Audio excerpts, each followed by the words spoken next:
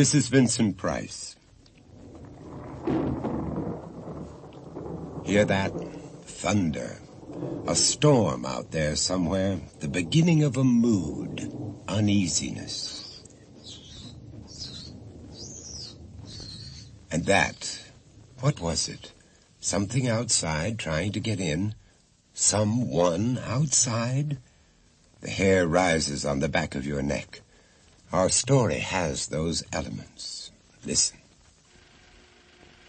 That is the sound of a movie projector. I doubt that any of us will ever forget the absolute wonder we felt when we saw our first movie, silent or talking. How strange it all was.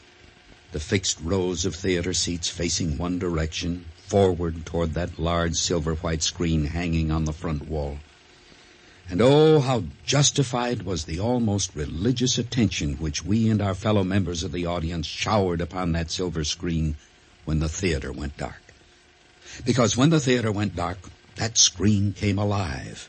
People 10 feet tall talked, walked, and performed other physical feats infinitely more intriguing than our own lives.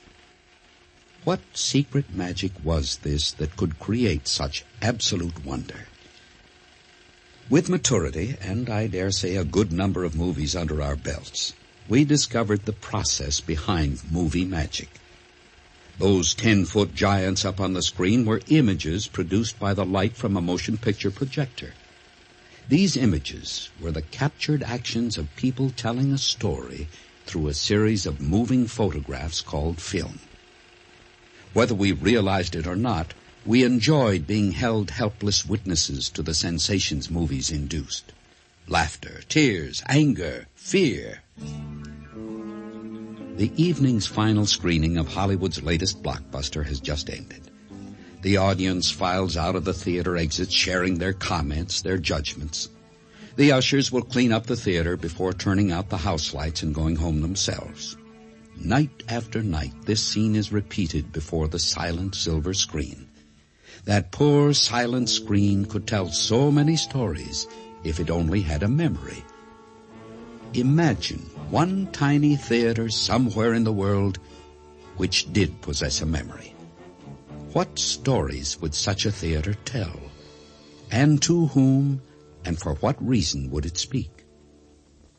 And that's only the beginning of our story.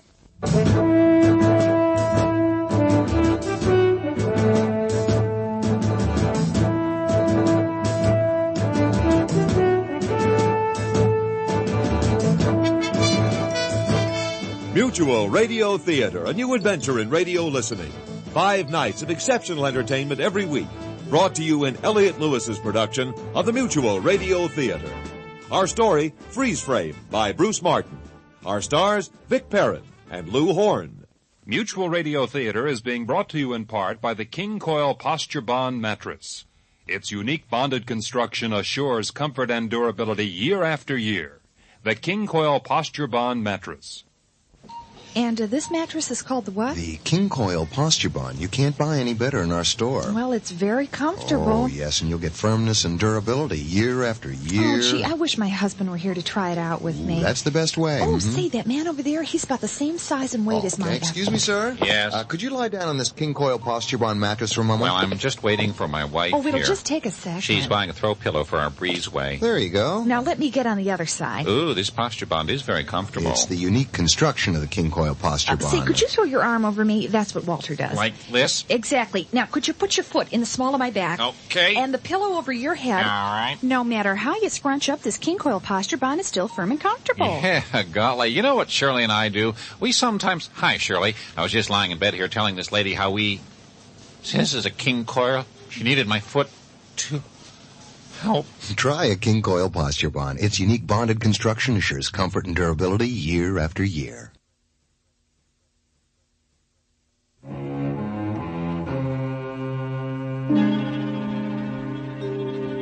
The stage is set for innocence to be altered, for something evil to happen. Innocence and evil. They're the key elements in the story I'm about to tell you. I didn't hear about this first scene until after it happened, but it belongs up front here so you can understand how it all began. Imagine a rain-slicked street in West Los Angeles. The time is 3 minutes past midnight.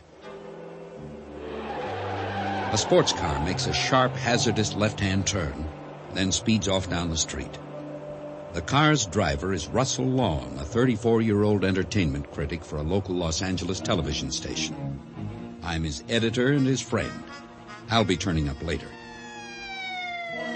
Right now, Russ is in trouble, as you can hear. Oh, hell, not tonight. Do you have any idea what the speed limit is on this street? Oh, I don't know, 35. Officer, would you mind shining that flashlight someplace else? Do you have any idea how fast you were going? 40? Oh, really, man, that light's killing my eyes. Try 55. Do you consider yourself college-educated? Oh, come on, give me a break. I just had a fight with my wife. And a couple of drinks, maybe? Yeah, I had a couple. Right after the wife and I didn't kiss and make up. Look, that flashlight's really annoying. I mean, it's not like I killed anybody, you know. Recite the alphabet. Oh, I can tell you're going to top my evening. A, B, C, D, E, F, G, H, I, J, K. What's the matter? Didn't they teach you the alphabet in college? L, M, N, O, P, Q, R, S, N, T, U, V, W, and X, Y, Z. Okay. Let's see your license and registration. The registration's in the glove compartment. I can wait. I'll send LAPD the bill for my eye examination. Here. The department has very little sympathy for drunk drivers, Mr. Long. Is that you, Russell Long? Yeah, that's me. Now, look, I made a bad turn back there, but I am not drunk. My wife's talking about a separation, and I'm a little upset. I know how that goes. Me and my old lady used to fight for days. Hey, don't I know you from someplace? Probably the Beverly Hills Country Club. I caddy on weekends. No, your face. I couldn't see it before when you were shining your flashlight in my eyes. Oh, skip it, huh? I've heard this old pal routine before. You're him. Hey, relax. I'm not writing you up for doing 55 and a 35. Well, what do you want from me? In fact, I'm not writing you up at all. You're the one, aren't you? Oh, drop it already. I'm with you. I know how nutso a guy can get when his old lady puts him in the doghouse. No, answer me. Do yourself a favor. Don't press your luck. Listen, I lied. I'm stinking drunk. If you're a cop, then take me in. Who are you? What do you want? What do you want from me?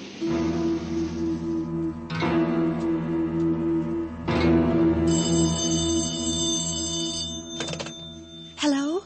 Peggy, it's Jason. Oh, hi, Jason. How are you? Well, I'm fine. It's Russ I'm worried about. He hasn't called in sick or anything, but no one's seen any sign of your gifted husband. Our Generalissimo station manager's been screaming for his head all morning. Russ and I are on the outs, I'm afraid. We had a very loud fight last night. Regular 15-rounder, huh? Yeah. We didn't spend the night under the same roof. He hasn't called me either this morning. Well, not yet he hasn't. I'm sure he'll come home soon, surprise you with roses or something. I've had my share of surprises from Russ the past few weeks. None of them pleasant. If you're seeking a sympathetic ear... I am, Jason. Russ hasn't been his old charming self for quite a while. I suppose that's the reason he's been so quiet. You too? I thought it was just me he was ignoring. No, unfortunately his work falls into that same category. He's never mentioned it, not once. I was blaming a lot of our problems on Russ's pressures down at the station, but now you tell me he hasn't been working. Oh, it's not like he's retired, but his work certainly hasn't been up to par. I probably shouldn't worry you this way, but if Russ doesn't shape up, you'd be hearing about it from Herb, and that'd be worse. No, please. I want to know what's going on. His reviews, even his interviews, have been nothing short of insipid. It's totally out of character for him. Well, this may sound strange, but I'd be very happy if work were the only part of Russ's life that was out of character. What's come over him? I'm not sure I know. Whatever it isn't good. Well, you must have some idea. He's been behaving like a closet alcoholic. Jason, I wish I knew. It's so hard to understand, and it's getting to be a little frightening. What is? I don't mean to be evasive. It's just... I'm good at keeping secrets. You know that. It's hard to cover for him with Herb when I'm left in the dark. Oh, it's gotten to the point where I have to tell someone. Russ thinks somebody's been following him. Who? Some man. Well, what for? Russ doesn't know why, but he's so insistent about it. It's all he talks about anymore. Oh, man, he sounds a bit paranoid. No, Jason, not just a bit. This obsession of his with this stranger is driving us apart. And the worst part is I can't get Russ to talk rationally about it.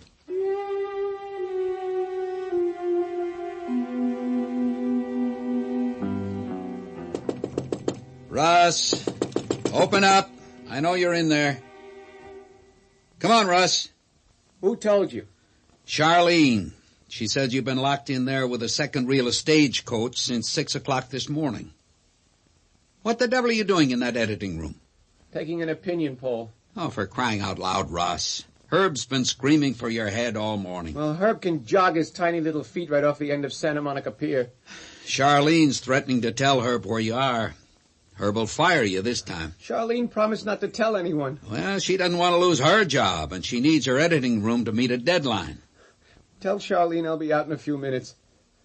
Russ, are you okay? Oh, terrific. There's nothing bothering me.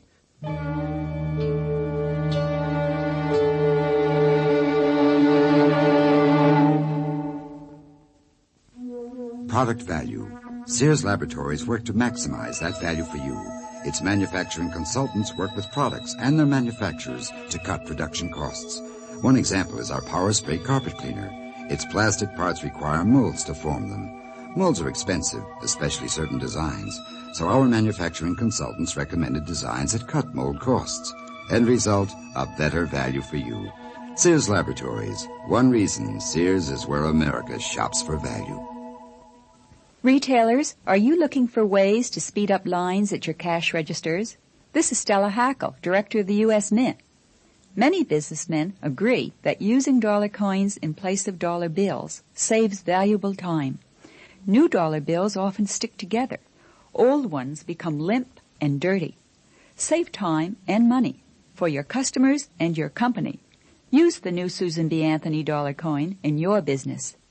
A message from the Treasury Department.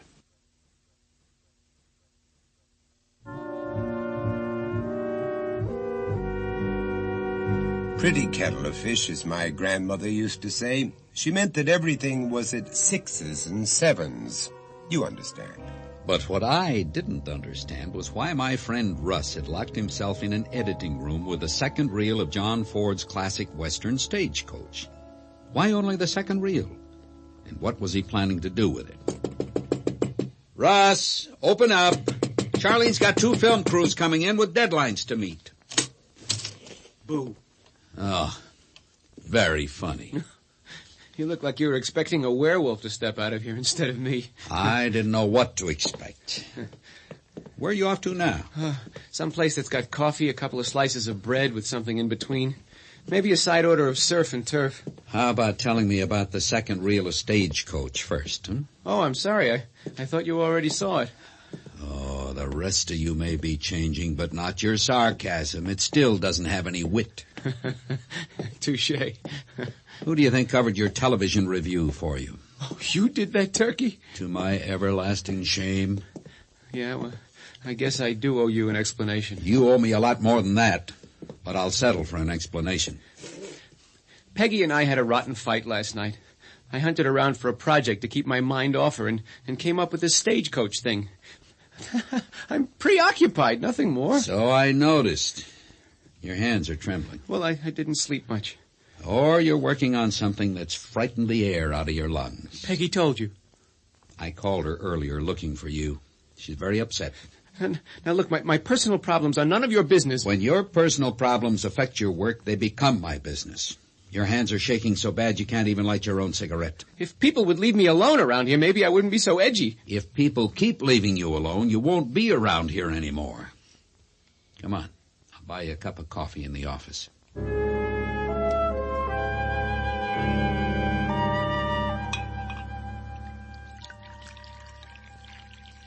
One coffee, black. Thanks. Yeah. Care to expound on the importance of the second reel of Stagecoach? Or do I just go on thinking your mind has gone out to seed? I am not crazy. Okay. Don't take me so seriously. After I tell you what's been happening to me, you think I am crazy. I knew you were crazy the day you started reviewing that dribble they call television. Look, light me a cigarette, will you?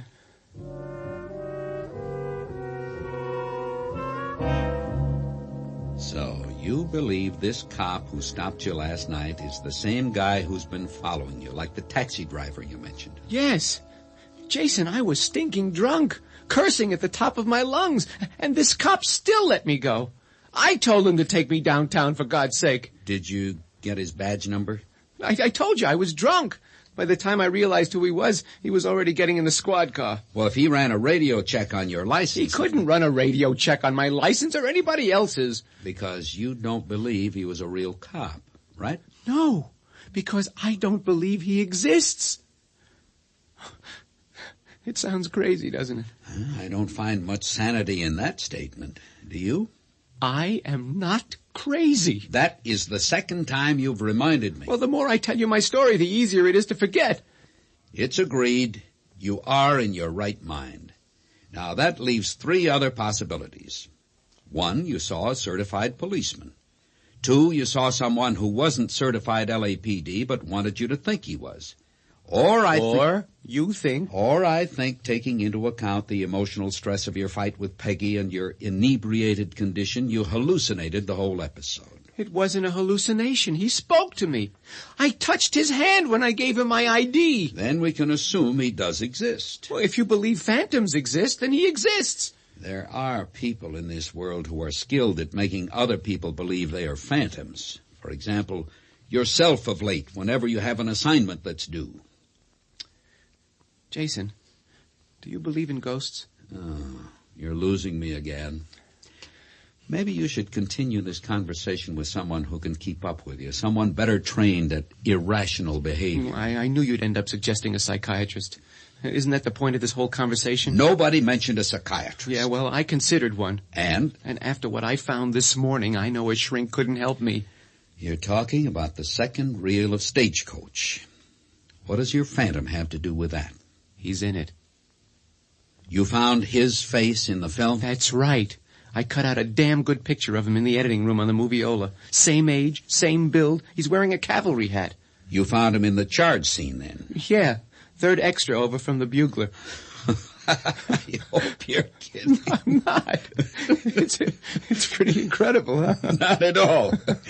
I heard this exact storyline last week at Universal. How did you know your policeman was an extra in Stagecoach? Oh, I see. Oh, you think it's real convenient of me finding my phantom in a 40-year-old film. Now, if you'd stop being so defensive, Russ, you'd realize I'm only asking the same questions anyone else would. And yes, I do think it's remarkably convenient, if not utterly implausible. Damn it, I know what I found. Wonderful. Tell me the whole story, okay? You are really pushing me, Jason. I am. Besides being your editor, I consider myself your friend. Okay. I spent the night in a motel on Little Santa Monica. $12 room. Even had an antique black and white TV set. I was too upset to sleep. I had Peggy on my mind, sure. But him, he was what wouldn't let me sleep. And guess what the station aired on the 1 a.m. movie last night? Oh, that one's obvious. Stagecoach. You took the print from Charlene into the editing room when you came in early this morning. Yes. I don't remember actually seeing his face while I was watching the movie last night. It was more of a feeling. Sort of a premonition. More than that. I knew I'd find his face somewhere in that film if I looked for it.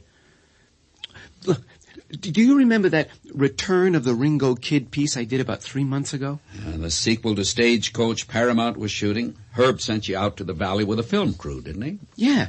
We went to the Belton Stables in Chatsworth. John Ford had used some Chatsworth locations in Stagecoach, and Paramount naturally wanted to cash in on the nostalgia publicity. Well, so did Herb, if I remember. While I was out at the stables, I saw him, this guy, for the first time that I remember, anyway. He worked as a cowboy extra in the Ringo Kid sequel. Well, how many times have you seen him since then? 5 that I'm aware of. Who knows how many times he was watching me when I didn't know it. What do you think he wants? Me. I'm not arguing with you now, Russ. You probably don't even have an answer for this. But why you? What makes you so important you get this supernatural visitor spying on you? You're right. I don't have an answer for that. I just know he wants me. The same way I knew I'd find his face in the second reel of Stagecoach.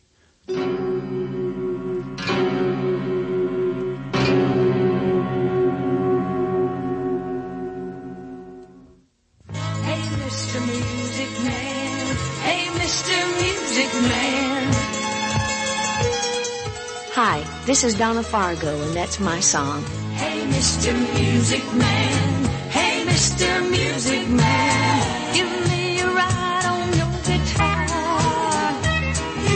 Play those strings and low down. You know, country and western music is a uniquely American form of expression. Another unique American institution is your American Heart Association. It works for us every day of our lives to prevent heart attack and heart disease. Find out what you can do to help. And please give generously to the American Heart Association. We're fighting for your life. Out again. Wouldn't you know I'm right back where I started from? You know, people hurt you, people change you. They try to rearrange you, and you know if you don't watch out, they try to turn you inside.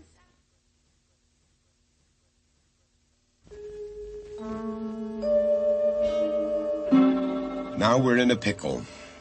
The kettle of fish is spilled, and the 6s and 7s are scrambled. Is there no way out?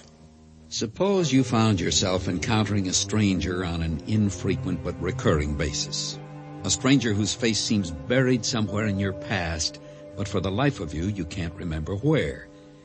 Add to this disturbing situation the fact that each time you see this stranger, he appears comfortably settled in a different occupation. First, you notice him as a cowboy actor, then as a taxi driver, then a policeman. Now, imagine your shock when you discover his face. You're absolutely certain it's the same face in a 40-year-old movie. That's the puzzle my friend Russ is trying to solve. Settle down, girl. Gotta cool off before you can drink. Good afternoon, Mr. Hayes. Well, that it is, young fella. A right beautiful day. We met once. I'm Russell Long. I remember. You're the TV fella that was out here 2-3 months ago. Yeah, that's me, all right. My body might be sagging, but there ain't nothing wrong with what I got upstairs. What can I do for you? I'm doing a story on an actor, an extra, actually, who might have worked here about 40 years ago. You really are digging up the past, ain't you? Yeah, I'm hoping I'll get lucky. I had this picture blown up from the charge scene in Stagecoach. The man I'm doing the story on is the third one over from the Bugler. Charge scenes wasn't filmed around here. Mr. Ford used Monument Valley up in Utah. Yeah, I know. You know, I first met the Duke when Mr. Ford brought his Stagecoach crew here to Chatsworth. Of course, nobody called John Wayne the Duke then. Fine young man he was. Made a great Ringo Kid. Yeah, that must have been quite a thrill. The Duke was the best. You don't remember meeting this man, though, do you? Let me have a closer look at that picture of yours. No, that face there means nothing to me. I wish I could say the same, but that face won't leave me alone. Isn't there some way of finding out if he ever worked for the Belton Stables? This story's real important, huh? It could be the most important story of my life. Well, you come to the right place to do your digging. Just follow me. I gotta walk this filly into the barn.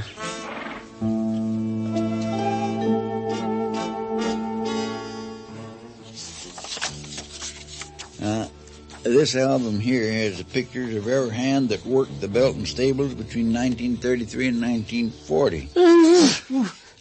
Salute. Hope you ain't allergic to the dust. Ain't too often anybody comes in here anymore. Yeah. Oh, I think this tack room is terrific. More mausoleum than tack room these days. I'd guess that most of the old hands in these photographs are dead now. Well, the man I'm looking for isn't dead.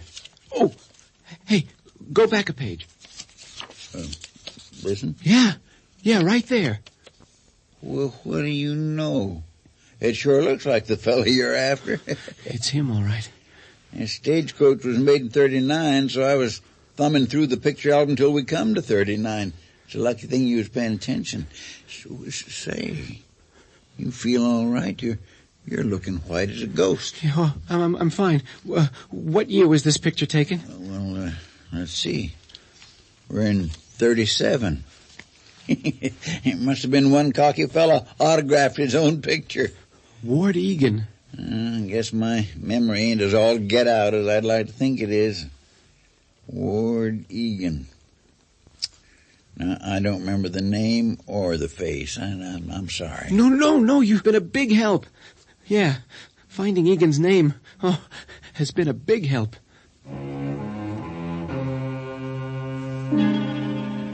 Now, just follow me, Peggy. You sit in a dark screening room for a couple of hours, usually alone, watching fictional characters act out fictional events. And you squeeze your mind, quite often to its limits, searching for those tiny traces of reality which will make those fictional characters real to an audience. Now, the psychological pressure... No, I see what you're leading to, and I don't agree. Russ is not losing his grip on reality. Did you consider that someone really may be following him? Yes, but Peggy, Russ believes the man who's been following him is the same man who played as an extra in Stagecoach 40 years ago. Well, we should help Russ find this old man and confront him. Then we get some answers. No. Russ insists, and I mean insists, that this man hasn't aged in 40 years. He has the same build, the same face as the extra he found in a 40-year-old film.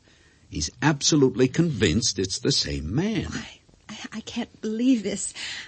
Jason, what are we going to do? Well, that's what I wanted to discuss. I know an excellent psychiatrist who I'm certain can help Russ. I guess you're right. He does need help. Has he called you yet? No. Well, when he does, get him to come home and then give me a call. We'll get Russ the help he needs, and we'll make sure nobody but the three of us will ever know about it.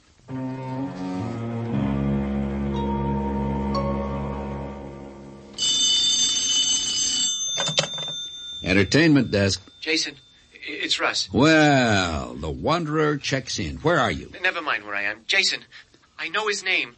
Ward Egan. Ward Egan, huh? Oh, that's great. I went out to the Belton Stables. They have this dusty old tack room crammed with movie memorabilia. Oh, creepy, though. Real creepy. What made it creepy, Russ? It took us a while to find the right scrapbook, the one with Egan's picture in it. I spotted it first. The page was being turned, and I just stuck my finger out right on Egan's picture. I felt this real weird chill, like somebody poured a bucket of ice water over me. All right, you accomplished your detective work. Call it a day. Peggy called again. She's anxious to see you. Yeah, I called Peggy a little while ago. We're meeting for a drink in half an hour. Oh, good. Do me a favor, Jason. I'm not covering any more boob-tube reviews for you. The haunted aquarium is your domain. No. Look in the bottom right-hand drawer of my desk. All right. What am I looking for? Just tell me what you see. It definitely stands out. Well, I don't see very much in here. A bunch of papers. Wait a minute. There's a directory. No. Oh, I must have left it in the trunk of my car then. Russ?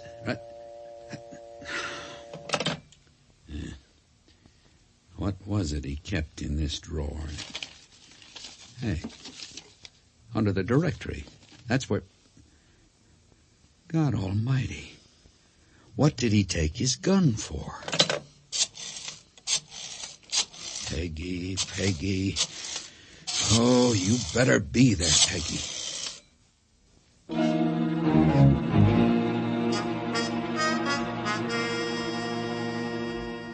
When you said Boyle Heights on the phone, I never dreamed you meant this section.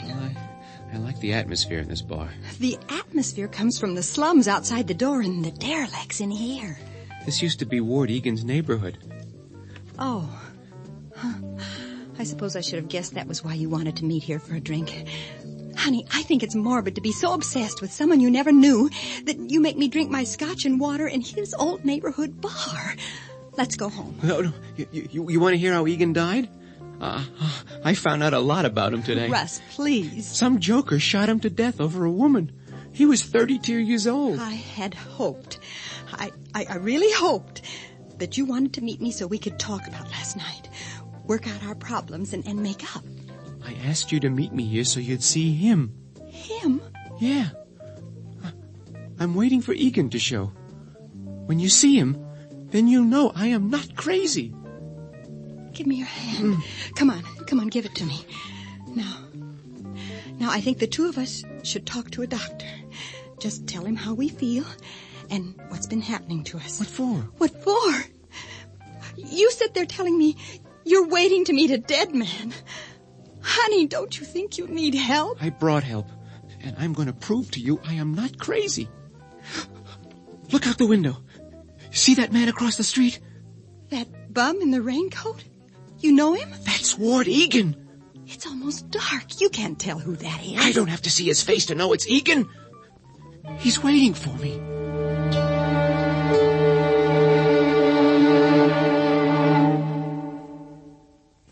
Feeling fit feels so good, firming up the way you know you should. I'm Susan Anton. The ultimate in feeling fit is sleeping on a Perfect Sleeper Pillow Soft. Extra thick comfort on top and ultra firm support inside. Perfect Sleeper Pillow Soft. Be a perfect sleeper. Buy a perfect sleeper. Perfect sleeper. Buy Serta. It's a healthy investment in yourself.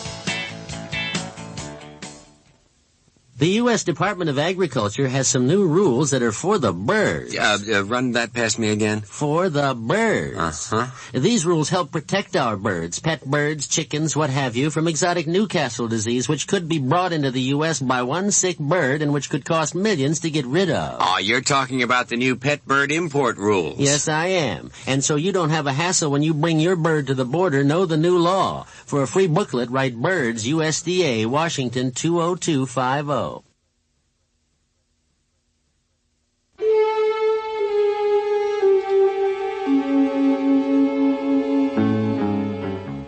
Vincent Price again, and here's the fourth act of our story. Look, Egan turned the corner. Russ, following that bum up ahead doesn't make sense. Oh, he moves fast. Don't ignore me. You're the one who isn't listening, Peggy. There is no rational explanation for Egan's ghost, or whatever that thing is walking ahead of us. Russ, that's a man up there, not a ghost. Ghosts don't exist. Oh, this one does, and I'm going to get it before it gets me. The way he's dressed, he belongs on Skid Row, but not in a graveyard. He stopped at that streetlight. Let's see what he does. All right, he wants you to follow him. He's luring you someplace. Honey, let's do the smart thing. Let's get the hell out of here. Oh, I can't run from him. He'll only come back again. Don't worry, Egan. I'm coming. Did you see what he did? Oh, he smiled. Russ, I'm frightened. I want you to take me home. Oh, come on. Egan's heading up the next street. Would you please listen to me? I wanted you to see him, to know he was real. Listen, you have your car. You go home. I'll be all right. Okay, I'll believe he's a ghost, but why follow him? Make him come to you. We can get help. Oh, nobody can help me. I have to do this myself. Why you? Why does he want you? Well, luck of the draw, I guess. I brought a gun. Honey, please. We'll go together and talk to someone. No, just take the car and go home, Peggy. Oh, what good will a gun do you against the ghosts? Ghosts are already dead. Egan's ghost has a physicalness. I saw him ride a horse at the Belton stables. I actually touched him. When I handed him my ID last night for that speeding ticket, I touched him. We had a fight last night. You were drunk. Well, whether he bleeds or not is something I'm going to find out. Egan just walked into that deserted movie theater. Oh. Let go of me. You'd shoot him? Oh, Russ, don't! Stay out of this. Don't. You could be shooting the wrong man in that theater. You saw him smile. They'll put you in jail or an asylum. I know what I'm doing. Please, put the gun away. Oh, what a mess. This isn't a theater. It's a garbage dump. It hasn't been occupied for years. Oh, yes, it has. Look at that door to the lobby. It's partly open. Egan must be just inside. Oh, please, Russ, come home. Do it for me. I'm waiting in the theater, Bonds. My name's not Bonds, Egan.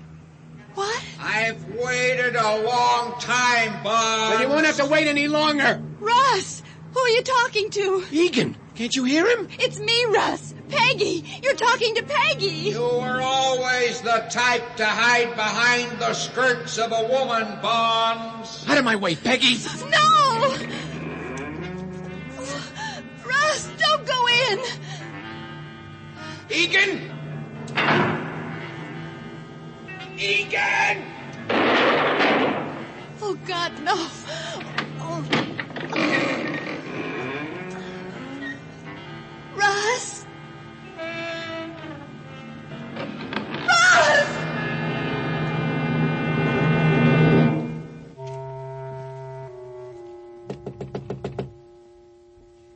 Who is it? Jason. I suppose you're checking up on me again. Not this time. I brought something I think you should see. Come on in. I tried calling you at work, but your supervisor said you left early. I had a slight relapse. I'm feeling better now. Would you like something to drink? Peggy, are you aware you're crying? No. Let's sit down. You're having one of your I miss Russ spells again, aren't you? Yes. I'm not handling Russ's death very well. You are a lot tougher than you think.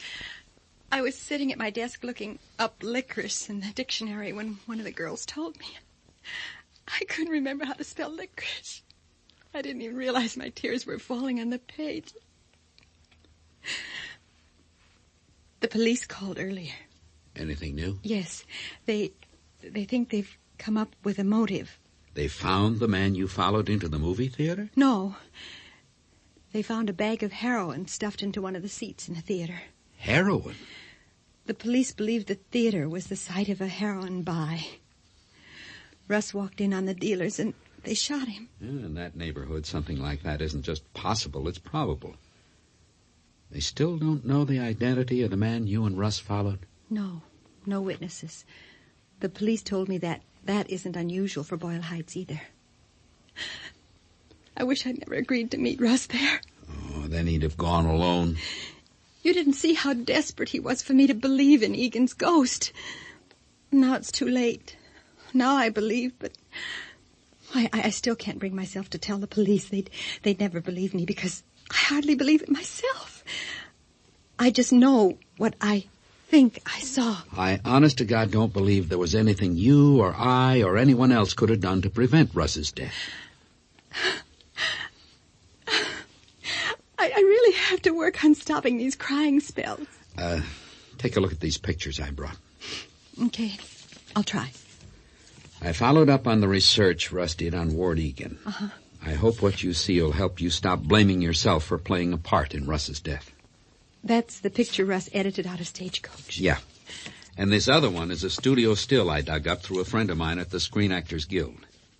Ward Egan played a small part as a cop in a 1936 gangster film. That other policeman in the picture, the The one behind the wheel. He looks like Russ, doesn't he? Yes. The resemblance is amazing. That actor's name was Tom Bonds. That's the name Russ said just before he went into the movie theater. He yelled, "My name isn't Bonds." Yes, I remembered you told me about that when I read Bonds' name on the back of the picture. I thought Russ was out of his mind hearing voices. Don't ask me to explain it, but it's just possible Russ did hear a voice you couldn't hear. Are you saying the man we followed to the old movie theater really was Ward Egan's ghost? Yes. I found an old Times article to go with that photo. Here. Why, this is a murder story. Peggy, in October of 1940, Thomas Bonds shot and killed a fellow actor named Ward Egan. They were in love with the same woman. Bonds was sent to the gas chamber for Egan's murder. What does that have to do with Russ? Bonds shot Egan in the very same Boyle Heights movie theater where Russ was murdered.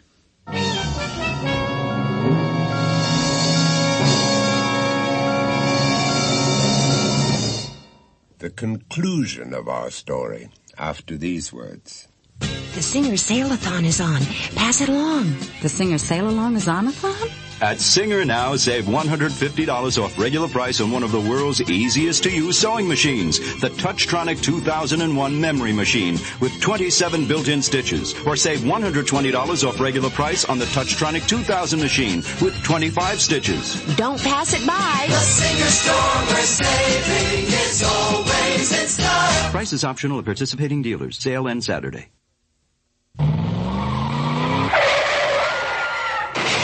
You've just heard the tragic ending to a true story that began like this. Come on, Joel, drink up. You're getting behind. Please, honey, don't drink anymore before you drive me home. Oh, Lisa, don't worry. Joe can handle it. Each year, more than 6,000 young people, aged 16 through 20, die in auto accidents in which drinking is involved. It's a sobering thought, isn't it? A public service reminder from the Motor Vehicle Manufacturers Association.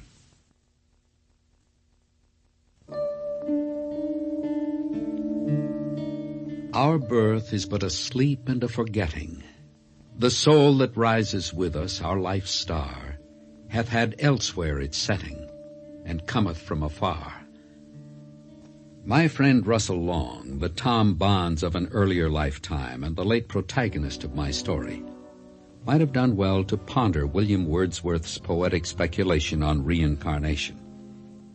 Sadly, the idea of a connection between past events creating the terror Russell confronted in the present never occurred to him. He blindly assumed that Ward Egan's ghost was terrorizing him for no other reason than random chance, and blindly he followed Egan's ghost to his death in the same Boyle Heights movie theater where Egan had died 4 decades earlier. At this point, you may desire some explanation for the connection between Egan's spectral revenge and Tom Bonds' reincarnation as Russell Long. After all, supernatural revenge and reincarnation are most often considered strange but exclusive events. The explanation I offer is based upon the nature of reincarnation itself. We all know the basic tenet of reincarnation, that souls out of the past, with all traces of their prior lifetimes forgotten, are reintroduced into the scope of contemporary humanity. Just what determines which souls return to earth at what time remains a mystery. But imagine a soul which returns before its appointed time. Such a premature return would require some cosmic action, a correction of sorts. Perhaps Ward Egan's revenge can be understood in this light. Tom Bonds' violent soul returns to earth far ahead of its appointed time. Couldn't this event provide Ward Egan's soul the opportunity to arrange his revenge for the unjust death he received at Tom Bonds' hands in his previous lifetime? Well, it's only a private speculation. But don't forget it. If you ever notice a disturbingly familiar but unnameable face that seems to be following you.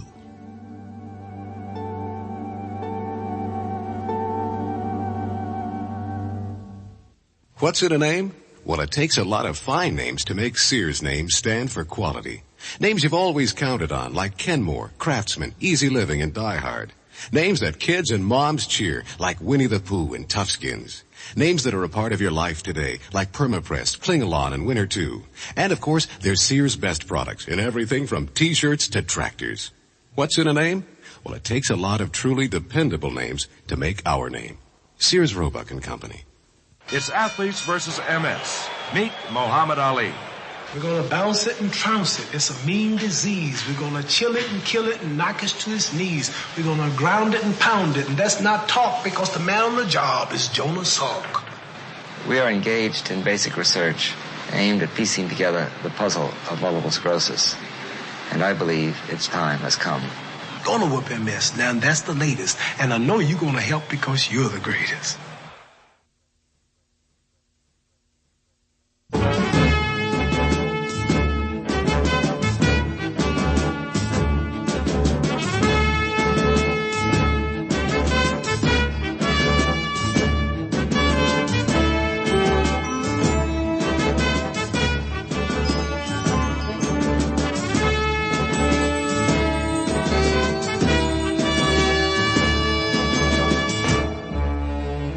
The Mutual Radio Theater is brought to you 5 nights a week at this time.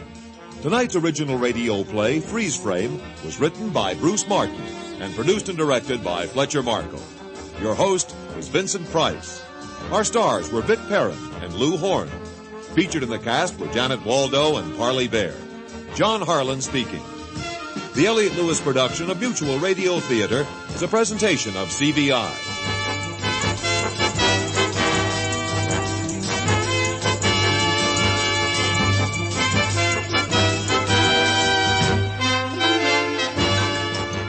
This is Cicely Tyson. Tomorrow at the same time, I'll bring you this week's romantic drama, a new play as unpredictable as love itself.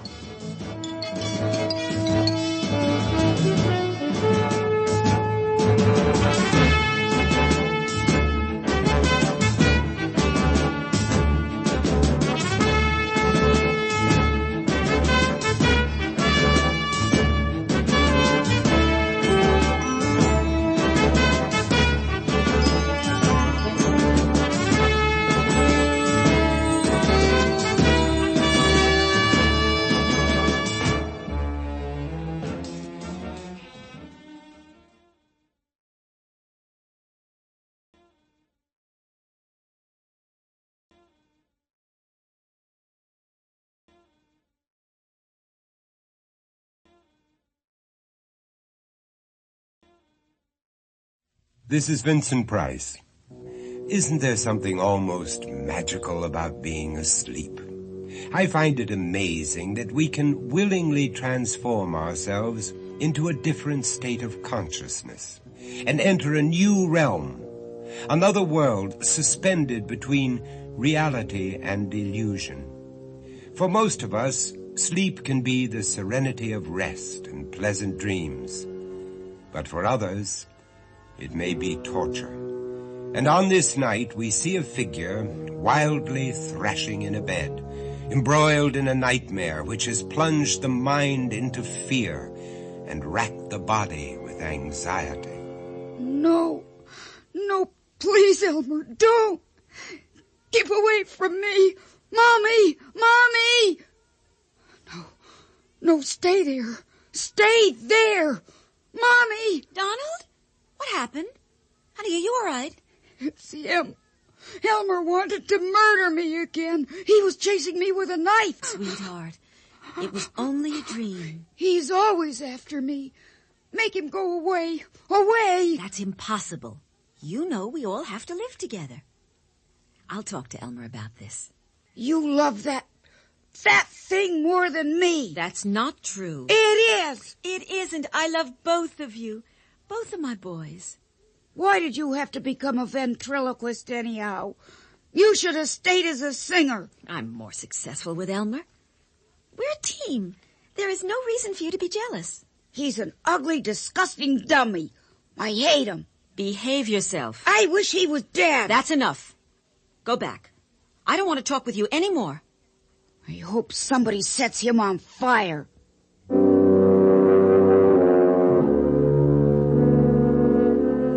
Well, isn't that interesting? A ventriloquist, a wooden dummy called Elmer, and it appears the nightmare has only begun. But for whom? And that's only the beginning of our story.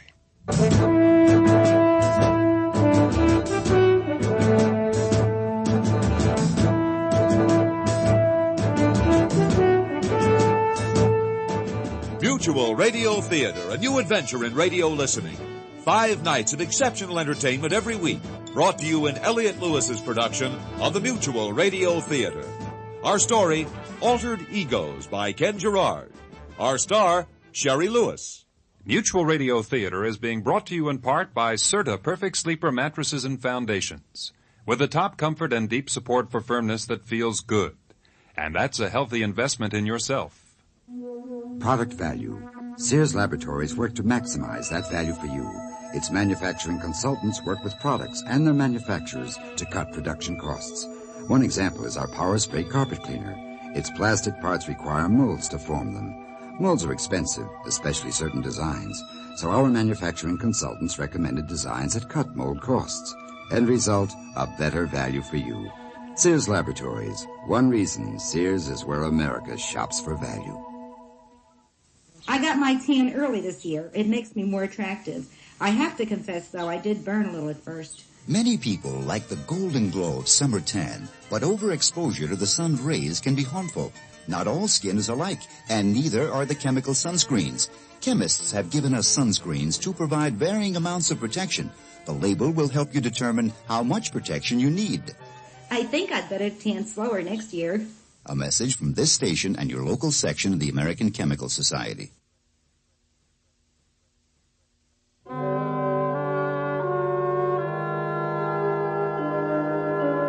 In contrast to the backstage hubbub of the Las Vegas nightclub, Carol Lane's dressing room is deathly still.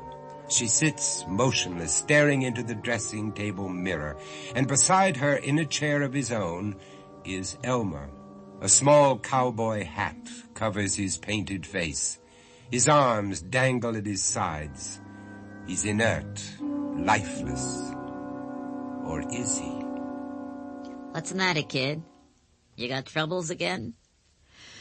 No, just thinking. Sure, tell me another one. Donald's been at it, huh? I tell you, Kitty's gonna ruin it for us. Just like the Big Apple, just like Chicago. He started that nightmare routine, huh? We shot the whole thing. You know, Murray was lucky to get you this gig. Why must you constantly fight? Every time I get close.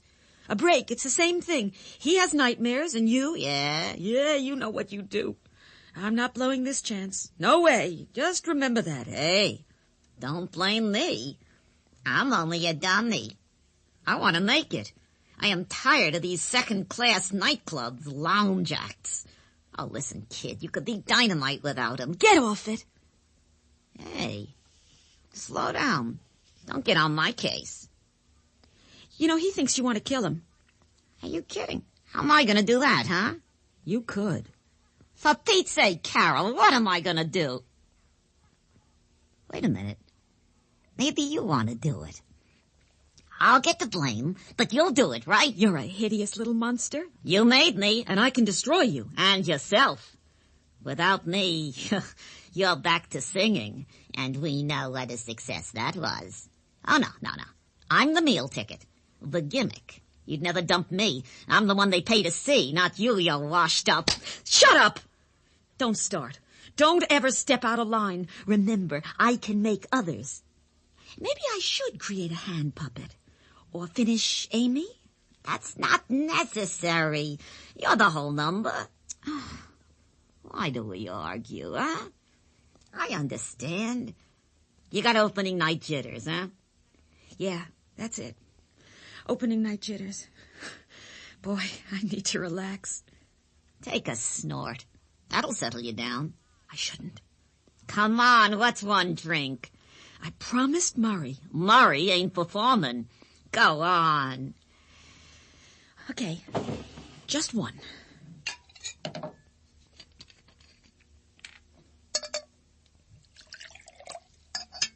Here's looking at you, kid. You want one? You want me to warp? Do you drink? No, ma'am. Do you smoke? No, ma'am. Do you run around with girls? No, ma'am. Don't you have any vices? You know, this routine went out with vaudeville.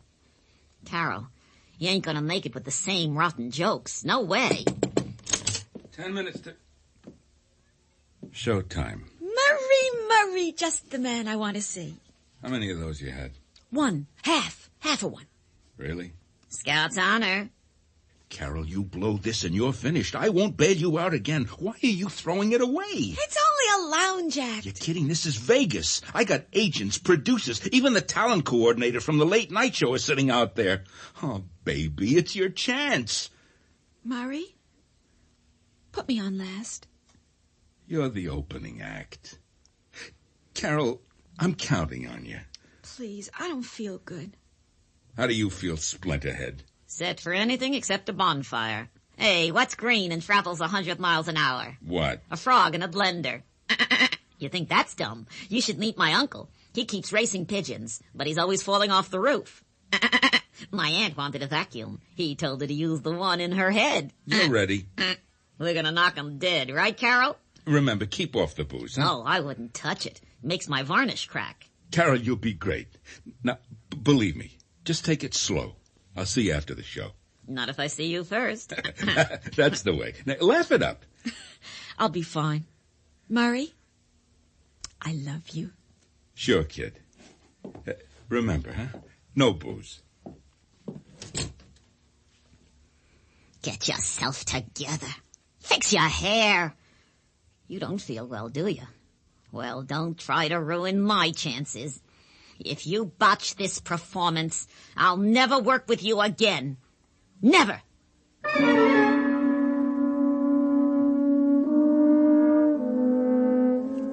Despite Carol Lane's hopes, her Las Vegas debut was anything but a success. The audiences were bored by her contrived routine, and the critics were less than kind. Murray tried to shield her from the truth, yet playing to virtually empty rooms spoke for itself. What are you carrying on? Maybe Vegas ain't the right spot for you. Listen, they loved you in Chicago. Yeah, that's Chicago. Murray, maybe we ought to cancel the rest of the week. Don't be ridiculous. I didn't tell Elmer we got a bad review, but he knows. Why must you talk with that dummy so much? I wish you wouldn't refer to him as a dummy. Elmer wants more respect, and I want that phone taken out of here. What's the matter? Somebody bothering you? You getting crank calls? Yes. It always rings when Elmer's napping. I think she's found us again. All right. We'll change your dressing room. Yeah, I'll talk to the club, okay? They haven't stopped since we left Chicago. Day and night.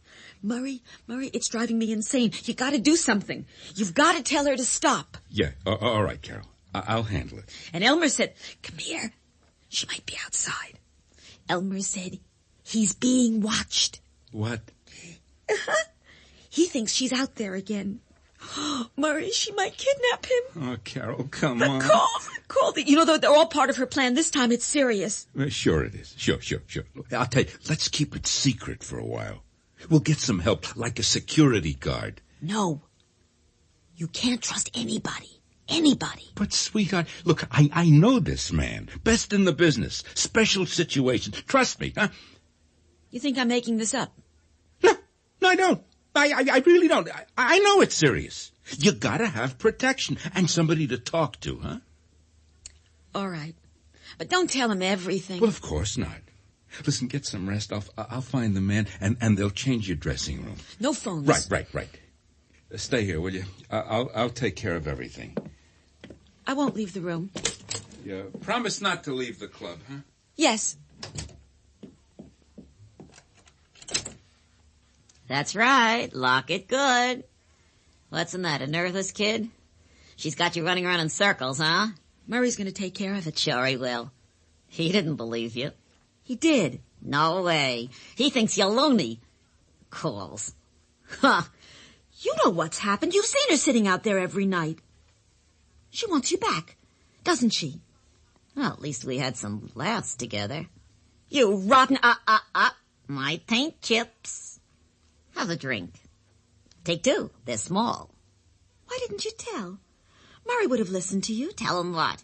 Jokes? The story of my life? About her. About the incidents, the calls. Ha ha ha! Speak of the devil. Don't answer it. Answer what? I didn't hear anything. You're hearing things. There again! I didn't hear nothing. It's all in your head, Carol. All in your head. You're going crazy. Crazy.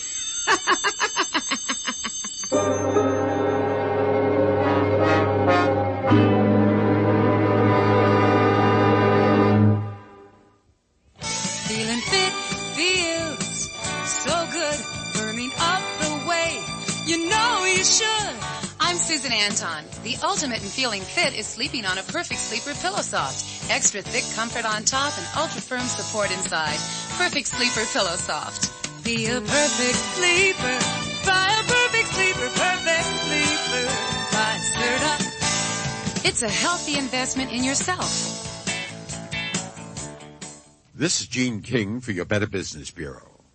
Are you finally ready to build that family den you've been thinking about? Or what about a greenhouse? Well, before you do begin to build an addition to your home, check with local authorities about the location of underground telephone, gas, and water lines, because knowing the exact location of these lines can save you a lot of time and trouble before you start to build. A tip from your Better Business Bureau.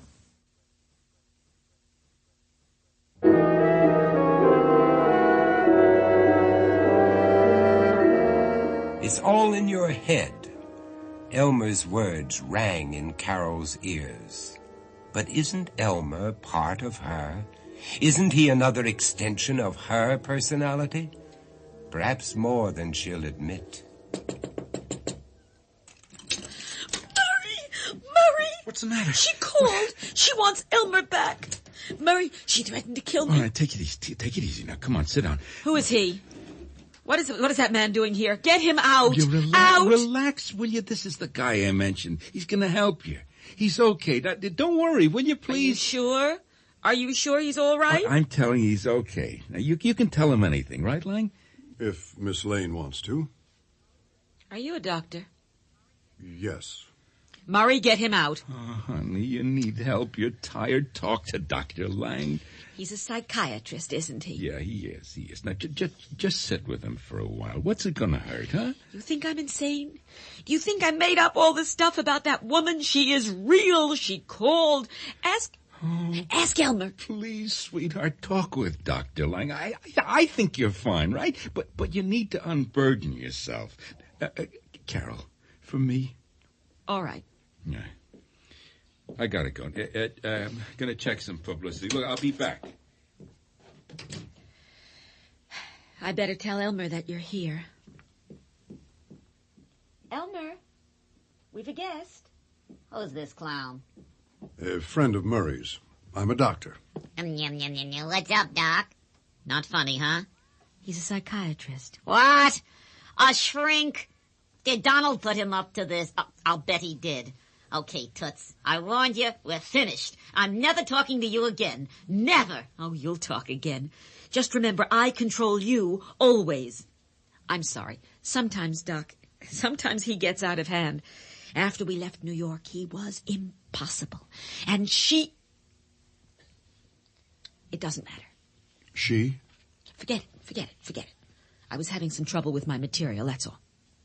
Sure you were. I was trying out a new routine, and some of it didn't play well.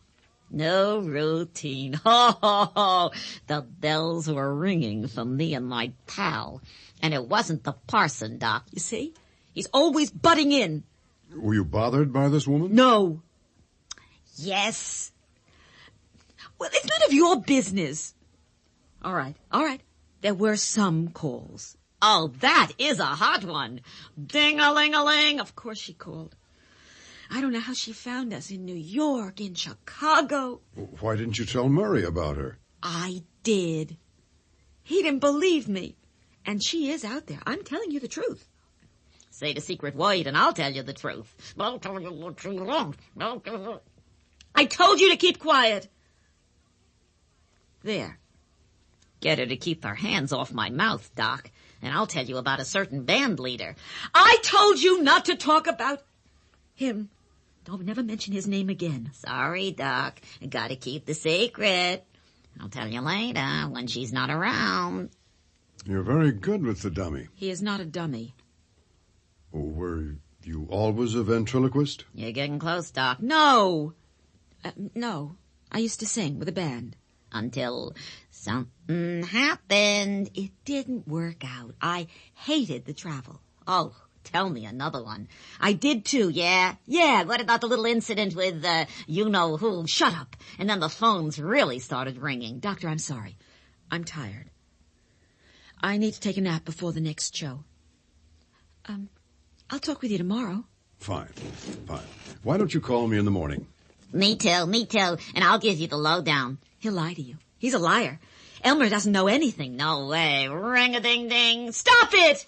Carol, is there something you haven't told me or discussed with Murray? Make her stop following us.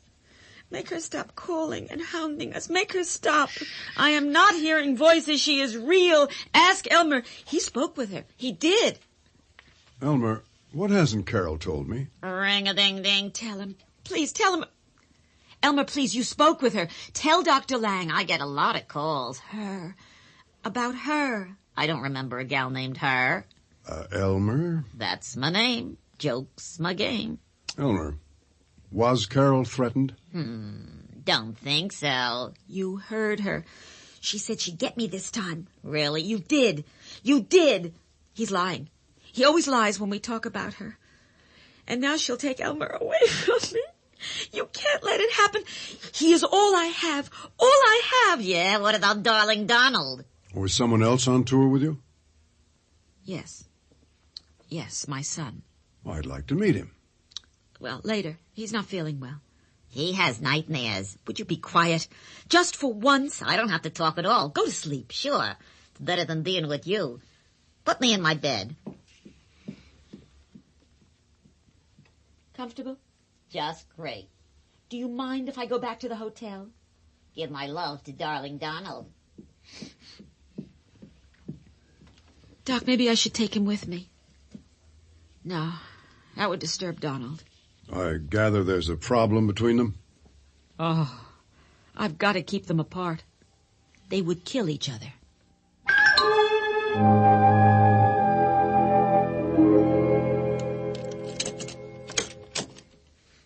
Hello? Anybody here? Miss Lane? What a nice dressing room. Quite different from the one in New York.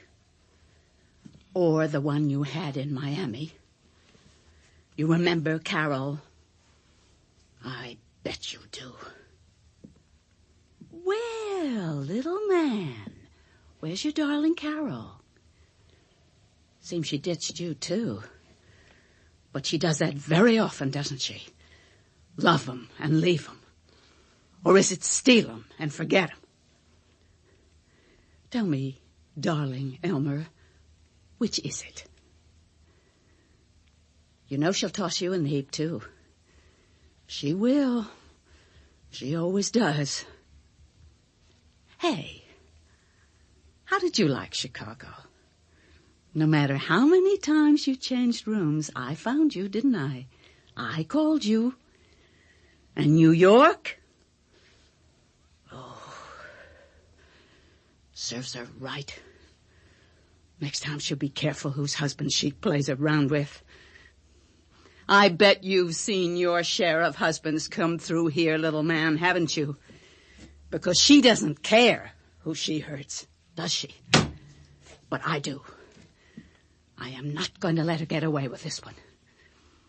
I'm not letting her alone for 1 minute. I remember what she did to my marriage and my husband. Well, I tell you what. Let's show her who's in charge now. Let's tell her We'll leave her a note. There we are. Now, little man, you're coming with me.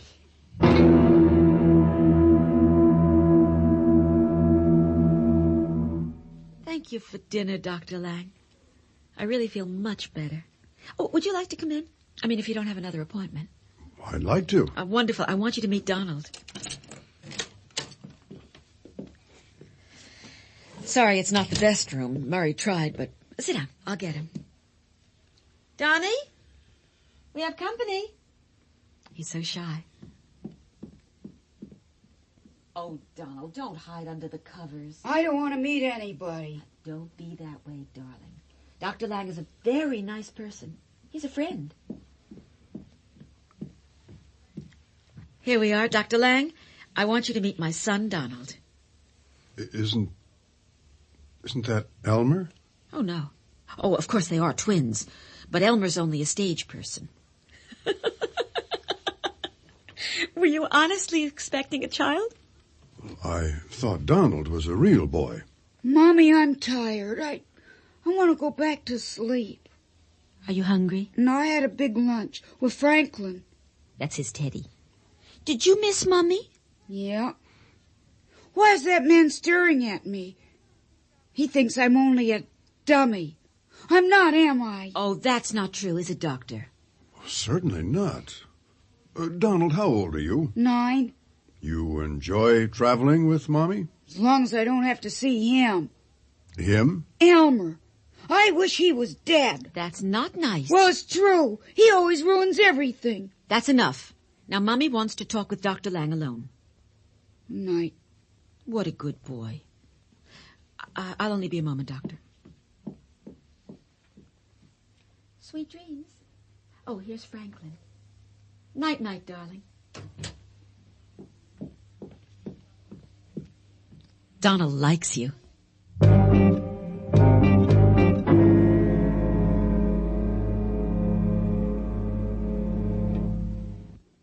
What's in a name? Well, it takes a lot of fine names to make Sears names stand for quality. Names you've always counted on, like Kenmore, Craftsman, Easy Living, and Die Hard. Names that kids and moms cheer, like Winnie the Pooh and Toughskins. Names that are a part of your life today, like Permapress, Klingalon, and Winter 2. And, of course, there's Sears' best products in everything from T-shirts to tractors. What's in a name? Well, it takes a lot of truly dependable names to make our name. Sears, Roebuck and Company. This is Dr. Edward J. Blair, Chairman of the Canadian Medical Advisory Board. Doctors, nurses, medical technologists, if you are really looking for an opportunity to stretch out your best medical efforts, your professional services are needed now in Asia, Africa, or Latin America. For a 2-year contract with salary, fringe benefits, maintenance, and transportation, you should write to Care Medico, Box 576, New York 10016.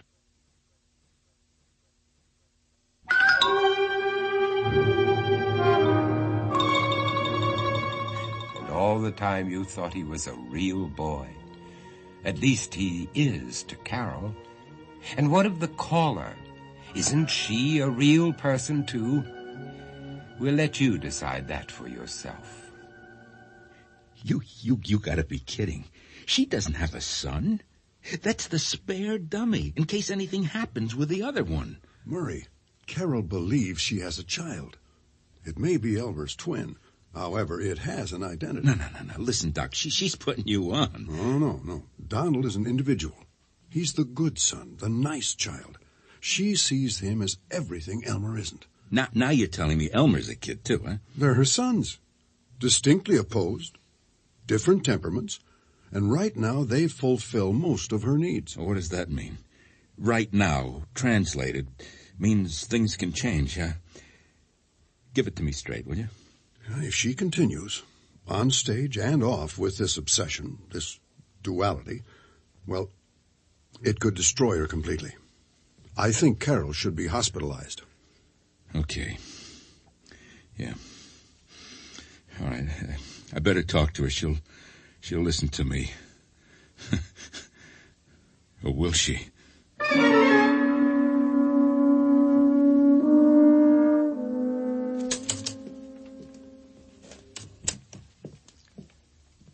I'd locked it.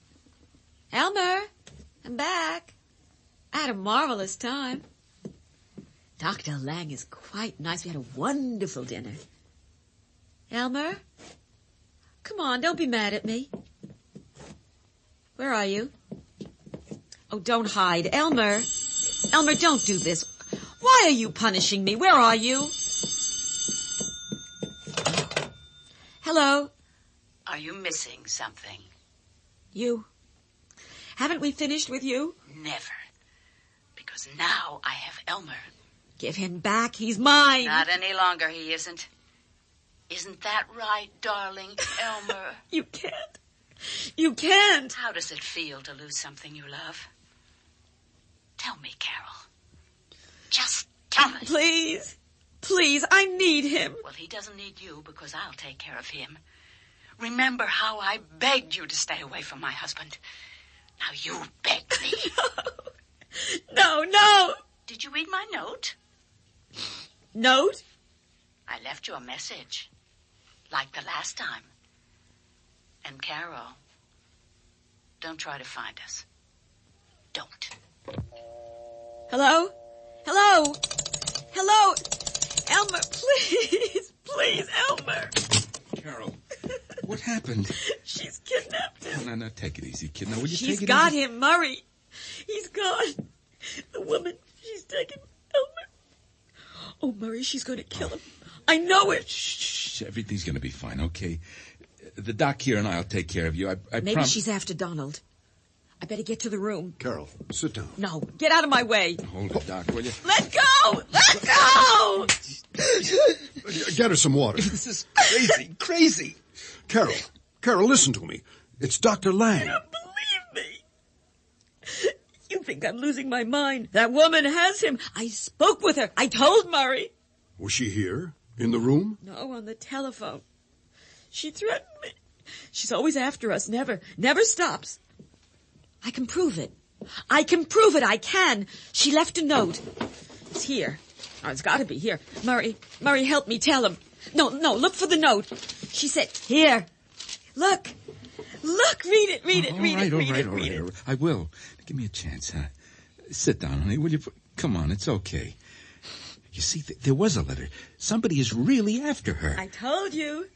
Oh, Murray, this is a shopping list. Let me see that. No, it's a letter. She's got him. Sure, I understand, honey. What are we going to do, Doc? I mean, she's not responsible anymore, is she? No, she isn't. Murray, we've got to get her to it. Yeah, I know. But how?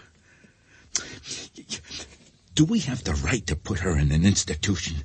She needs a private rest home where she can be watched. Oh, I don't want to put her away. No, we're not.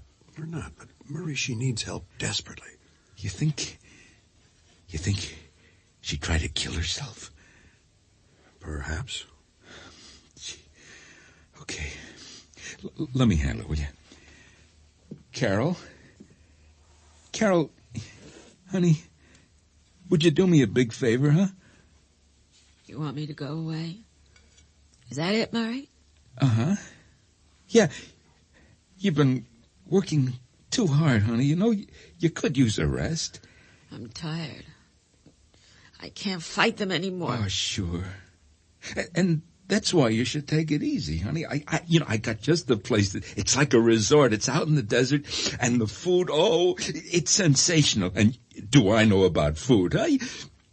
It's a mental hospital, isn't it? No. Oh. It's a rest home, honey. Does it have bars? No way, sweetheart. It's only until you get in touch with yourself. Will you take care of Donald? Oh, sure. You can take him with you. How would you like to see your mother in an asylum? You want him there too, huh? Both of us locked up in the loony bin, in the madhouse. Watch it. Grab her. Crazy! Hold her down. I can't. Carol, can you hear me? Yes. Carol, look at me.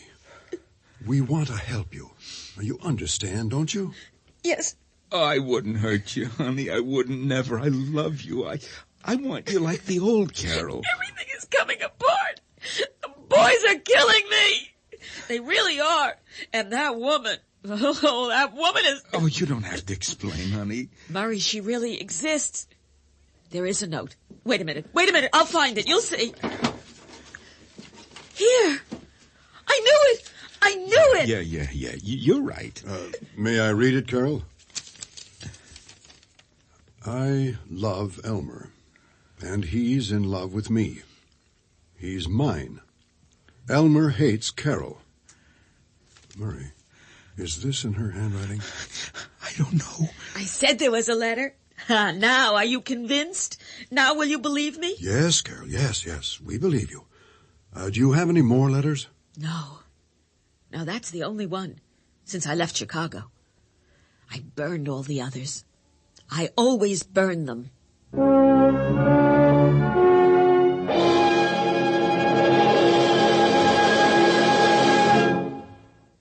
If you've got the kids, has Sears got the sale? 25% off now on all boys and girls corduroy toughskins, on all sweaters, on all flannel shirts. Save 25% until October 11th on, deep breath, corduroy toughskins with flared legs, straight legs, elastic backs or plain backs, and reds and blues and greens and tans and browns. Sweaters too in long sleeves, short sleeves, flat knits or rib knits, cardigans, V-necks, turtlenecks or crew necks, and flannel shirts with pocket flaps and buttons and snaps, and plaids galore at most larger Sears retail stores.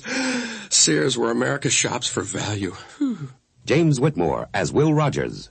I've been moseying around Washington, D.C. here trying to find out what our hired help is doing about inflation. Now, I've been accused of being worried about inflation, but you can't worry about something unless you know what you're worried about. I've just been confused. Now there's a way to get unconfused, and it's right here in this little free booklet. Just scribble a line to Dollars and Cents, Puebla, Colorado, 81009. Folks, we can lick this inflation if we just use our dollars and cents. A public service message of the Advertising Council.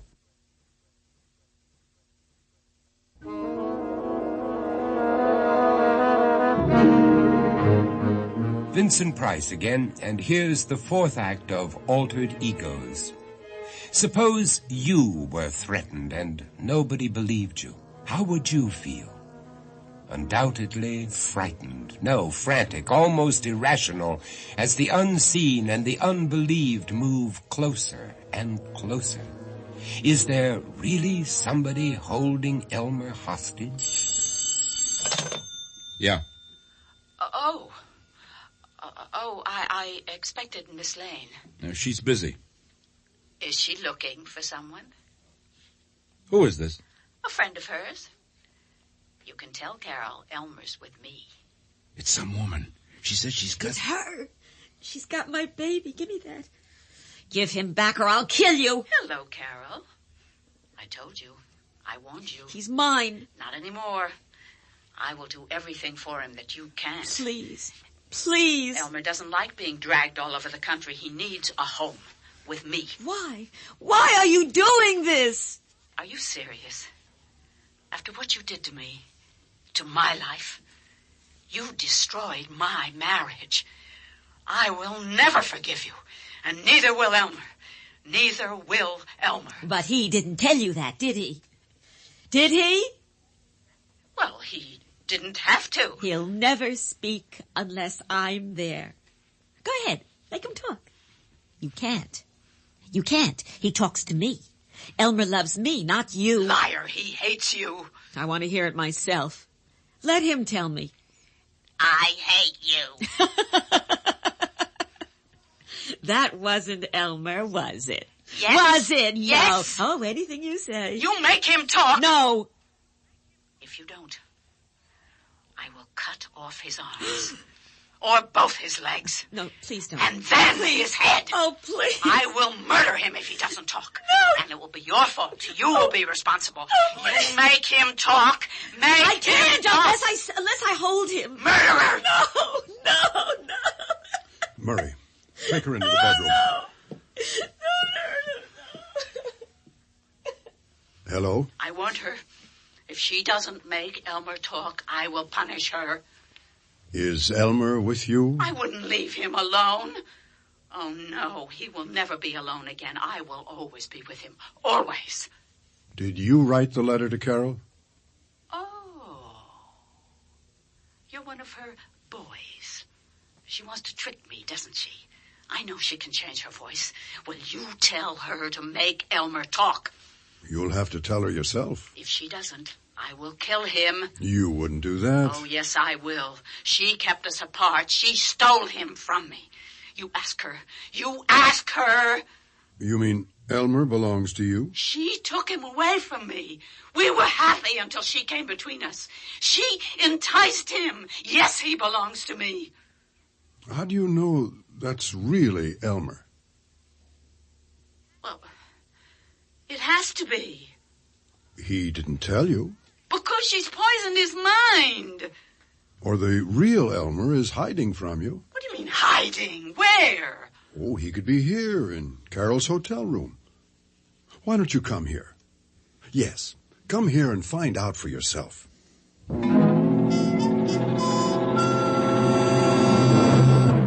Now, this isn't going to work. It's crazy. Suppose she doesn't show. Let's take Carol to the hospital. Let this wacko disappear. She won't. She's followed her across the country. And we're going to bring her into the open and put an end to Carol's nightmare. You make it sound so simple. Suppose the woman's got a gun and wants to blow us away. Think of that, Doctor. I want to get the police in on this. What are you going to tell them? 2 women are vying for the affections of a ventriloquist dummy, and one of them's a potential murderess? It'd lock me up. We'll wait. A bit longer. She's coming. You think it's her? Yes.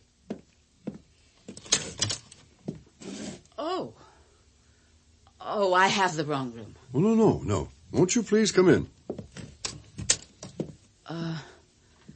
Is Miss Lane here? Yeah, she's in the bedroom. Is that Elmer underneath the blanket? Yes, I had to wrap him up. It's so chilly. I'll let you out now. There you are. Please, sit down. All right. Did you have a good dinner, Elmer? Why doesn't he talk? Well, he's shy. Of me? Are you shy, Elmer? See? He's nodding his head. You moved it with your hand. I did not. Oh, but you did. Look at him now. He's smiling.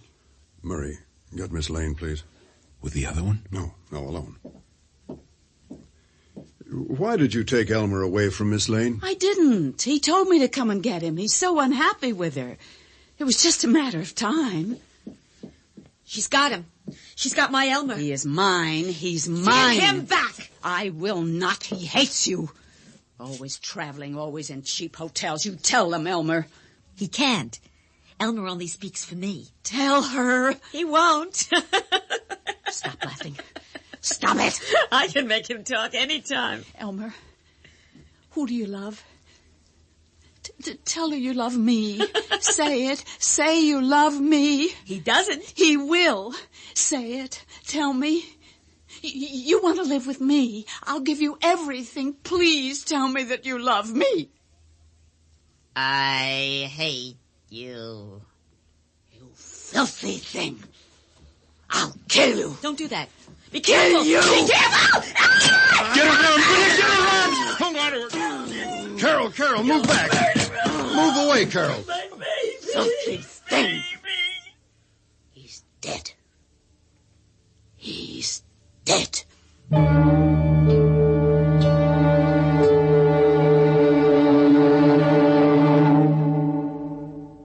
The conclusion of our story after these words. Marge, your desserts are such a success. What's your secret? Actually, I have 47 secrets. How can you keep them all? Pillsbury keeps them for me in their Sweet Success recipe book. Where'd you get it, or is that a secret too? Nope. You can get the Sweet Success recipe book free from participating grocers when you buy 1 package of Pillsbury Plus cake mix and 1 can of Pillsbury Frosting Supreme. But these desserts look fabulous. It must have taken all day to make them. Not at all. They're all made with Pillsbury Plus cake mix or Pillsbury Frosting Supreme. supreme, so you know they're easy to make, even though they look like you spent the whole day baking them. 47 great dessert recipes from Pillsbury. Is right. Golden granola pound cake, country apple dessert, maple nut mocha tort. The Sweet Success recipe book has ideas for cakes, cookies, even candies. And it's free? Yes, but hurry, because they won't last forever. With all these hungry people around, neither will your desserts. Now that's the sure sign of a sweet success. Thanks, Pillsbury.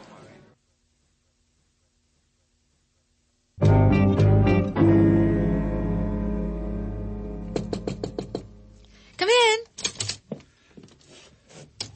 Carol, you have a visitor. Murray! Oh, Murray! Oh, Carol, baby. I'm so glad you could come. Oh, you look terrific. She's looking great, huh, Doc?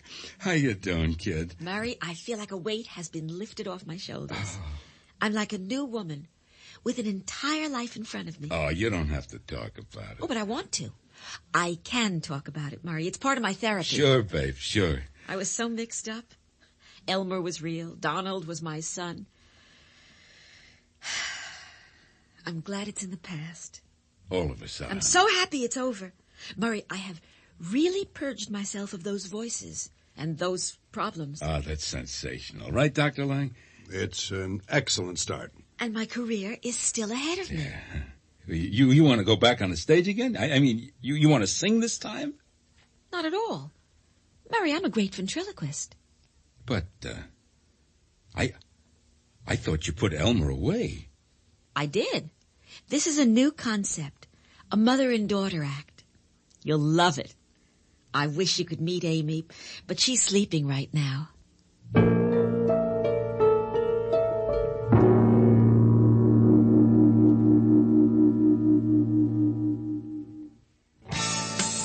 Feeling fit feels so good, firming up the way you know you should. Fitness by day that feels so right needs firmness that feels good every night. Be a perfect sleeper, buy a perfect sleeper by Serta. Hi, I'm Susan Anton. When you buy a Serta Perfect Sleeper, you get a mattress and foundation that provide the top comfort you want and deep support you need night after night. Plush layers of comfort cover Serta's famous patented construction. That's top comfort with deep support. You get both with every Perfect Sleeper. So remember, fitness by day that feels so right needs firmness that feels good every night. Be a perfect sleeper, buy a perfect sleeper by Serta. It's a healthy investment in yourself.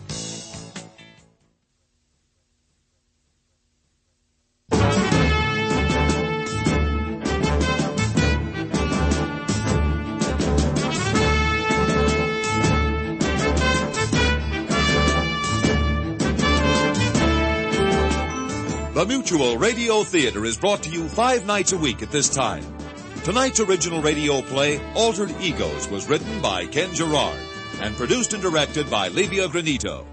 Your host was Vincent Price. Our star was Sherry Lewis. Featured in the cast were Leslie Woods, Robert Rockwell, Shepard Menken, and June Foray. John Harlan speaking.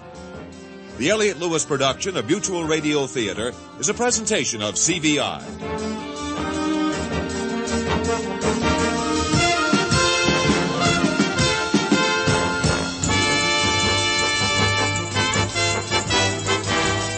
Mutual Radio Theater has been brought to you in part by Sears, a name that means quality and value. A name that you can count on for service and dependability. Sears, where America shops for value. And by Pillsbury Frosting Supreme. So smooth and creamy you can spread it with a paper knife. This is Cicely Tyson, inviting you to join us tomorrow at this time for another story about love, the most unpredictable of human emotions.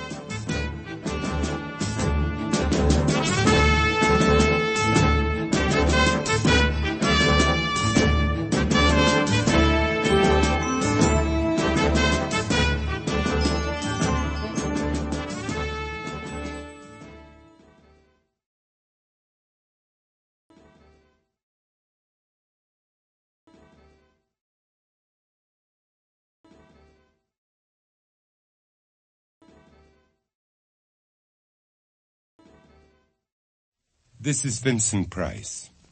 It made the headlines, of course. Wife killer pleads for death. Ludlow Case, a nice guy who before the tragedy had done nothing more violent than crush an ice cube, had killed his wife, choking her to death. It made the radio and the television news. Listeners were informed, Ludlow Case, confessed murderer, goes berserk in court, hysterically demanding his own execution. I deserve to die. There was bedlam in the courtroom until deputies managed to grab Ludlow Case and restrain him. Ludlow sobbed pitifully and mumbled that his wife was a good woman, a fine woman, repeating it over and over, crying that he loved her and she loved him. But he killed her and wanted only to die. He even asked for a knife or a gun so that he could do the job himself. Well, Ludlow got his wish, the death penalty. It was over. Yesterday's news. The Sob sisters stopped speculating as to what bizarre set of circumstances could have led the big, heretofore gentle man to kill the good woman he professed to love. The defense lawyer went ahead with the usual appeals, Ludlow too indifferent to even realize what was happening. As far as the public was concerned, the case was closed. The execution would be covered, of course, but it would be routine. And then, 3 short days before he was scheduled to die, the man who had begged for the electric chair asked to see his lawyer. It was urgent. Something horrendous had happened. He had to see his lawyer right away, right that minute. And that's only the beginning of our story.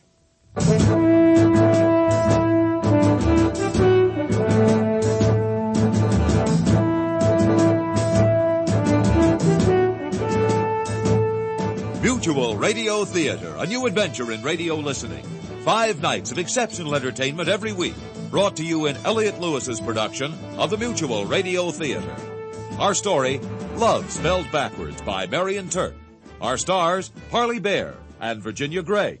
Mutual Radio Theater is being brought to you in part by Serta Perfect Sleeper Mattresses and Foundations, with the top comfort and deep support for firmness that feels good. And that's a healthy investment in yourself. And by Zebra. Zebra is a book so shocking in its revelations, so provocative in its analysis, that people will be talking about it for years. Zebra in paperback from Berkeley Books. Feeling fit feels so good, firming up the way you know you should. Fitness by day that feels so right needs firmness that feels good every night. Be a perfect sleeper, buy a perfect sleeper, perfect sleeper, by Serta. I'm Susan Anton. For the ultimate in a great night's sleep, get a Perfect Sleeper Pillow Soft with Serta's unique top cushioning. Thick layers of luxurious comfort plus Serta's patented inner construction. Pillow comfort on top, ultra-firm support inside. You get both with every Perfect Sleeper Pillow Soft. So remember, fitness by day that feels so right needs firmness that feels good every night.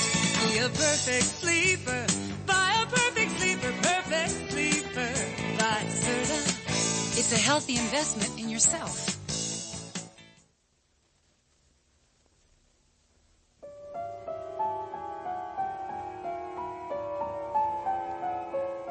Attorney James Folliday could not comply with Ludlow Case's demand that he see him right away. Folliday was in trial defending some other poor soul, but he made it to the death row cell that evening. Hi, Lud. You okay? Lud, it's me, Folliday. Come on, Lud, snap out of it. He didn't come. Well, I'm here. I came as soon as I could. I need him and he won't come. Lud, get up. Move around. Leave me alone. I want my lawyer. What do you think you're doing? Keep your hands off of me. Oh, it's you. Well, about time. Sorry I had to do that. You're really out of it. So you finally got here. What's the problem, Lud? Problem? I'm sitting here on death row. That problem enough? In a few stinking hours, they're going to march me down that hall, strap me in that chair. You think I don't care? I did my damnedest, you know that. You've only got yourself to blame. All you did was scream that you were guilty, that you wanted to die. I changed my mind. Well, how come? All during the trial you had this passionate flirtation with death. Well, why the turnabout? I got reasons. It's a little late, Lord. You got to help me. I can't die now. I got to live. I got to live as long as possible. Well, all I can do now is try for commutation to life. That's it. Do it. Get me life. Life. All right. I can't go in empty-handed.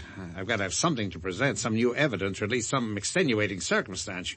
You never even told me why you killed your wife. She was a good woman. You said that. You kept saying it's true. Then why?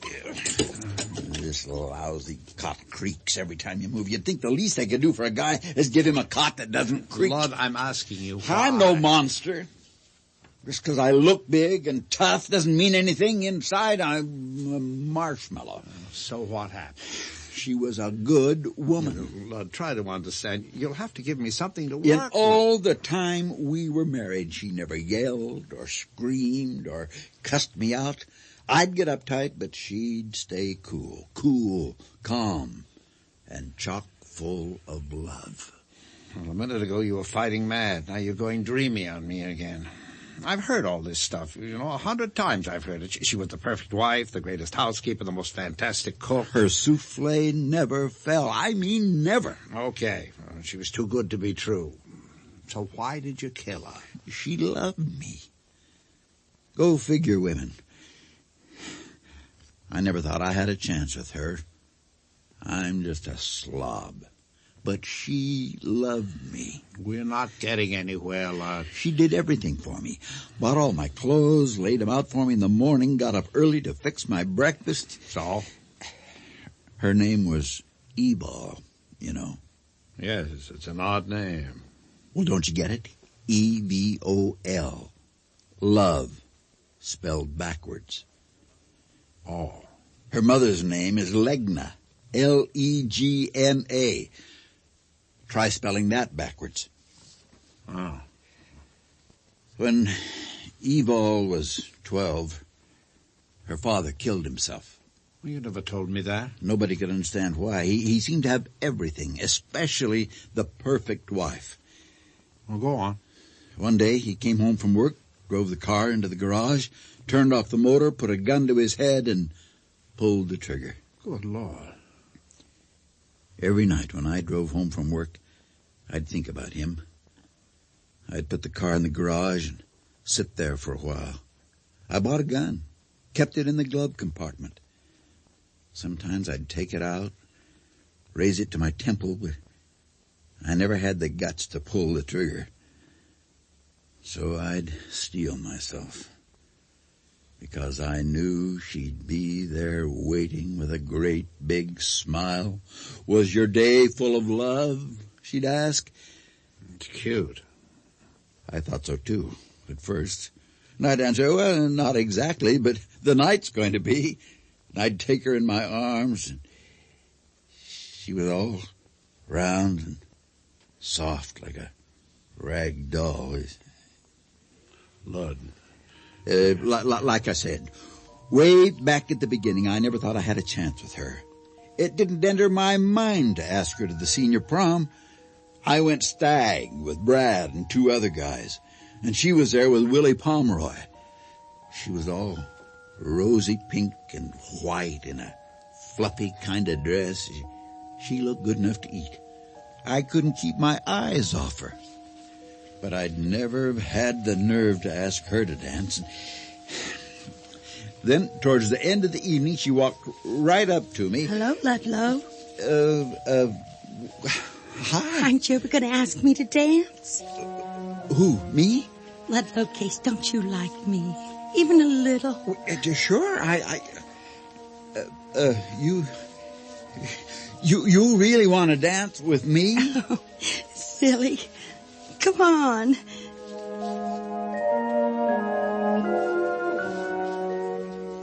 You're a very good dancer. Who, me? Who, me? Is that all you can say? Who, me? Sorry, I guess I'm just kind of... Surprised? Yeah. I've been admiring you for a long time. Me? You have? You're so strong, and yet so, well, kind of tender. And you're not all full of your own importance. I guess that's because I'm not important. Not important? When you're just about the best player on the football team? You should have been captain instead of that stupid Jess Fallons. You really think so? Oh, you can run rings around any fellow in school. Why, you got Pat and Jerry to stop fighting last week? Oh, well, all I did was bump their heads together and got them talking instead of punching. All you did? Oh, you're so modest. You should toot your own horn more. No, never mind. I'll toot it for you. You want to know something? What? I almost flunked English Lit because of you. Because of me? Yeah, I couldn't concentrate. Not with you sitting right in front of me.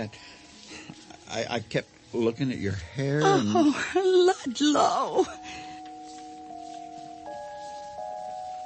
She came just about up to my shoulder. I drew her closer and we kept on dancing. Sometimes I can still smell the perfume she was wearing. It was like holding a whole bunch of lilacs. After that, we started going steady. I got a job in a hardware store and went to night school to learn bookkeeping. And when they made me assistant bookkeeper at Johnson's Lumber Company, we were married.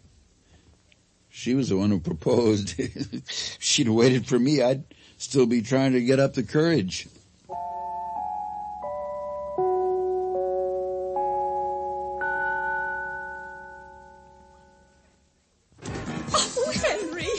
Exciting New York, discoing our little feet off. Yeah, well, Jack Nicholas is in Palm Springs playing his little heart out. Come on, Henry, we're free, retired. Don't you want to be where the action is? Yeah, right about the 17th hole. Oh, Henry.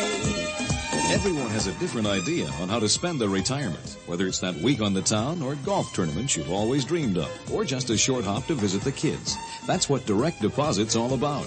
Get your Social Security or other government check sent straight to your personal account, so you can go straight to your favorite city, golf course, or grandchild, and know your money's safe and sound.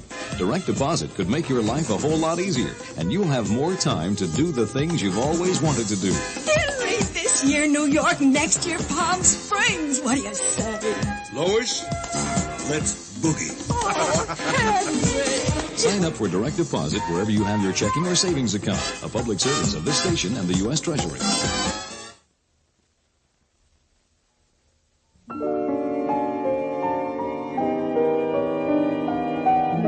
The condemned man lay sprawled on the creaking cot. It was as though the pain of remembering was draining his last bit of strength. But Foladay kept probing like a surgeon with a scalpel, hoping to ferret out the cancer. So you got married? Yep. A nice church wedding. All our friends were there.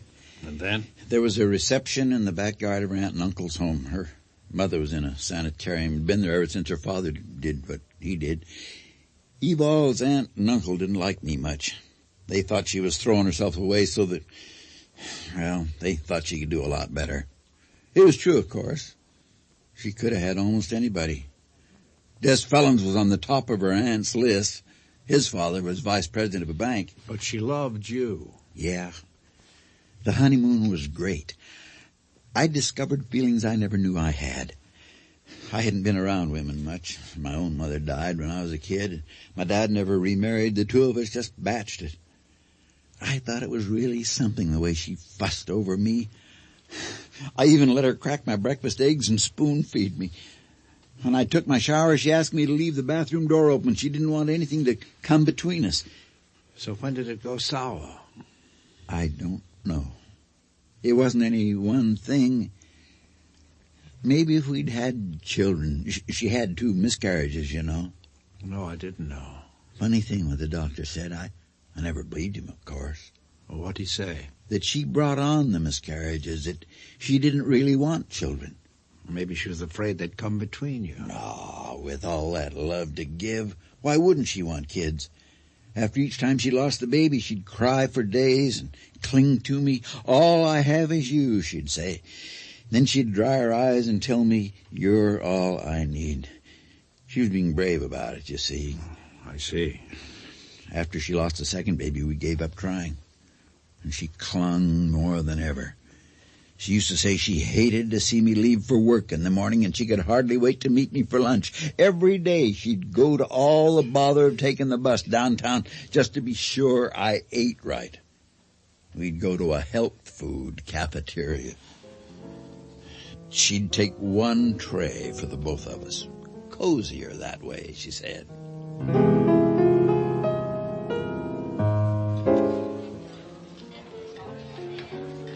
Darling, doesn't that carrot salad look divine? Looks like carrot salad, and I can't stand it, especially with coconut and marshmallow. Carrots are good for you.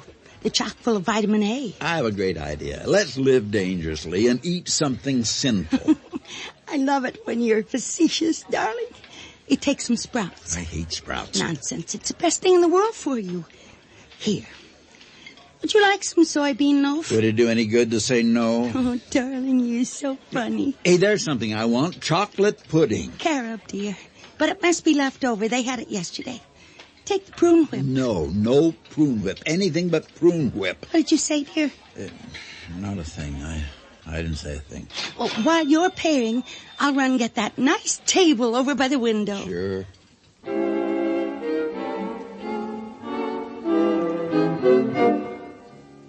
Isn't this a lovely table? Absolutely.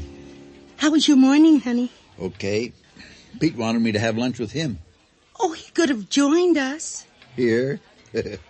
You couldn't pull him in here with a tractor. He's strictly a hamburger and beer man. Oh, well, you must insist he come sometime. He should learn to eat right. I'll tell him you said so. His wife should take better care of him. He's not married. Well, someday he'll meet a real nice girl, and then all his troubles will be over. Why don't you ask him for dinner and I'll invite Mabel Gordley? He's got a girlfriend. And anyway, you don't want to waste your elegant cooking on him. Why, he wouldn't appreciate it. Darling, don't talk with your mouth full. And don't put so much margarine on your roll.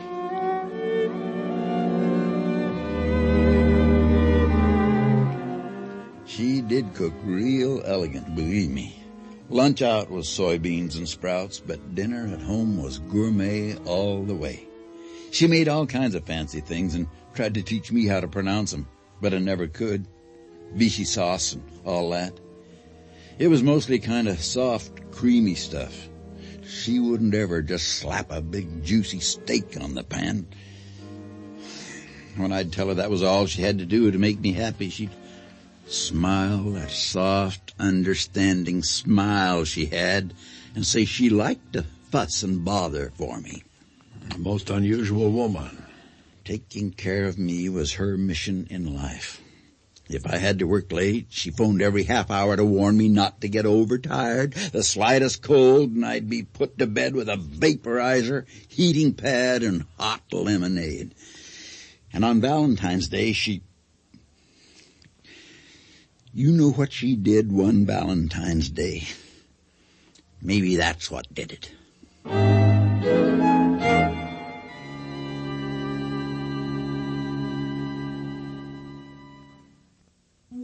Product value. Sears Laboratories work to maximize that value for you. Its manufacturing consultants work with products and their manufacturers to cut production costs. One example is our Power Spray carpet cleaner. Its plastic parts require molds to form them. Molds are expensive, especially certain designs, so our manufacturing consultants recommended designs that cut mold costs. End result, a better value for you. Sears Laboratories. One reason Sears is where America shops for value. All children are naturally frightened by many normal things, but millions are unnaturally frightened by something else. Child abuse. This is Dale Evans. And Roy Rogers, reminding you that child abuse can be prevented. Write Prevent Child Abuse, Box 2866, Chicago, Illinois, 60690. Remember, abused children are helpless unless you help. A public service message of this station, the Advertising Council, and the National Committee for Prevention of Child Abuse.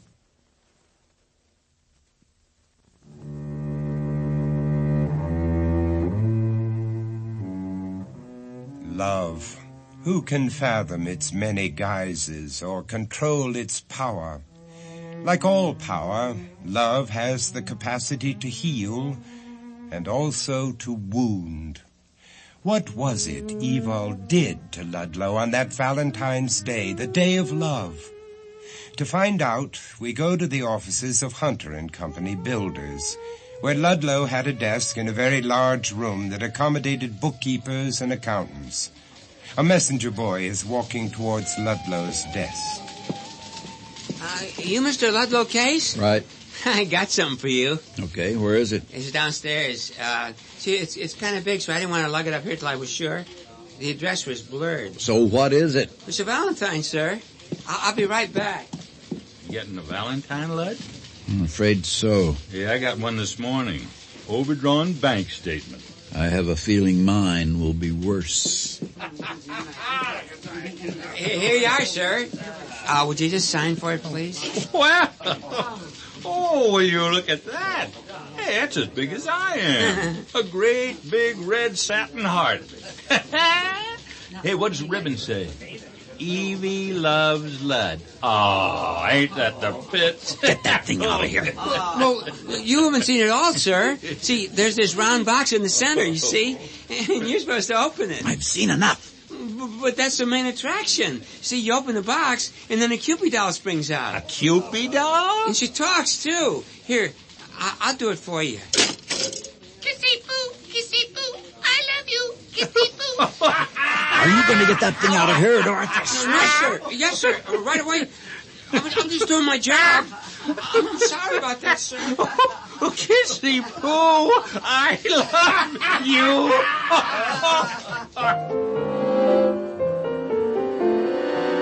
Well, Foliday, your wife ever do a thing like that?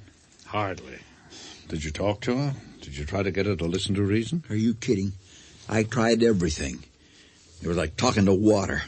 Can you make a river flow any different by using words?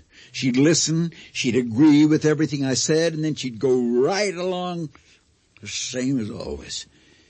In desperation, I got the idea that maybe if somebody else talked to her, a professional, maybe even a psychiatrist. Sounds like a good idea. Of course, I couldn't come right out and say I thought there was something wrong with her. I had to make her believe I was the one needed a head doctor. How'd you do that?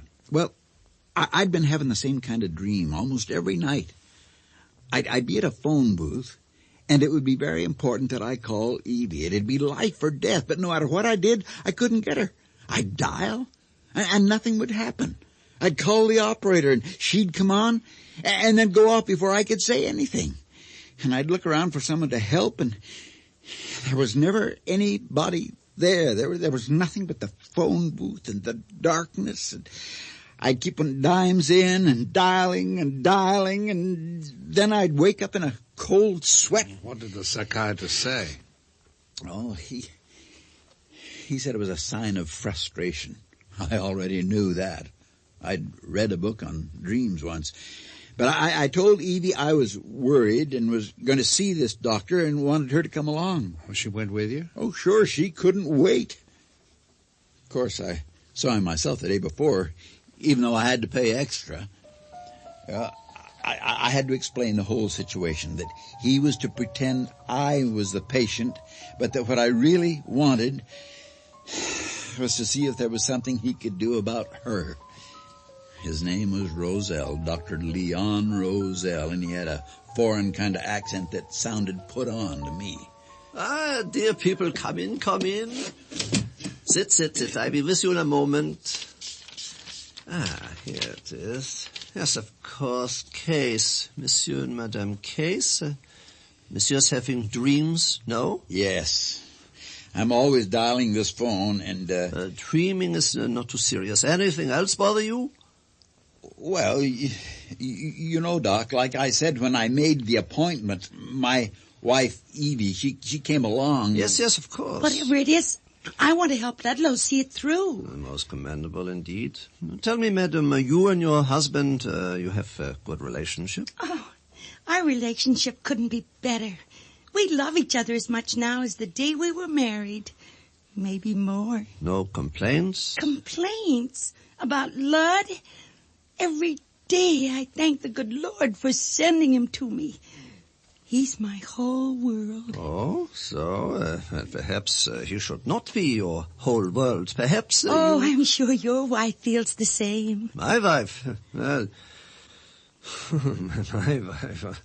what can I say? Are you all right, Dr. Rosell? You look so tired. Tired?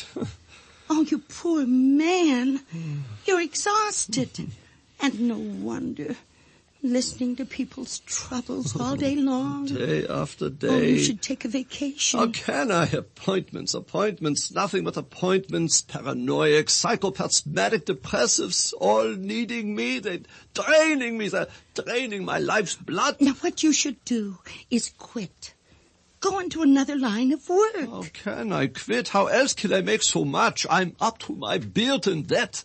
My wife throws money around like it was Kleenex. Oh, I wish I could help. Nobody helps a psychiatrist. Nobody thinks we have problems. You must calm down now. Do not excite yourself. Just relax. Just relax and let me massage the back of your neck. Madame Case. Call me Evie. In just a minute, you'll feel much better. You'll see.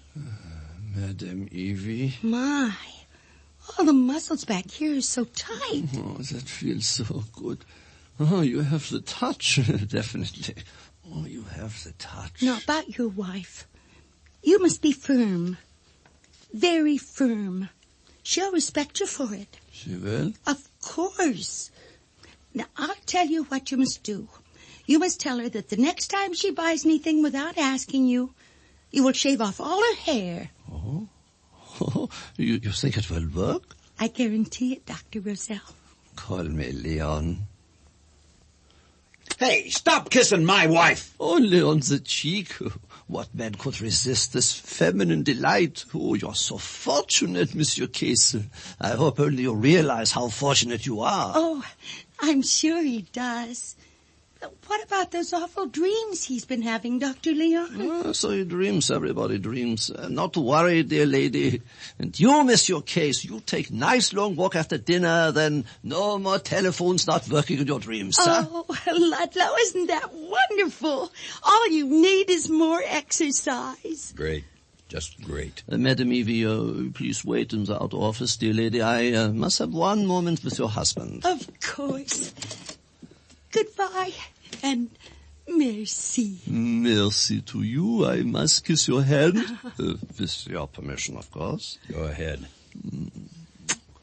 Au revoir.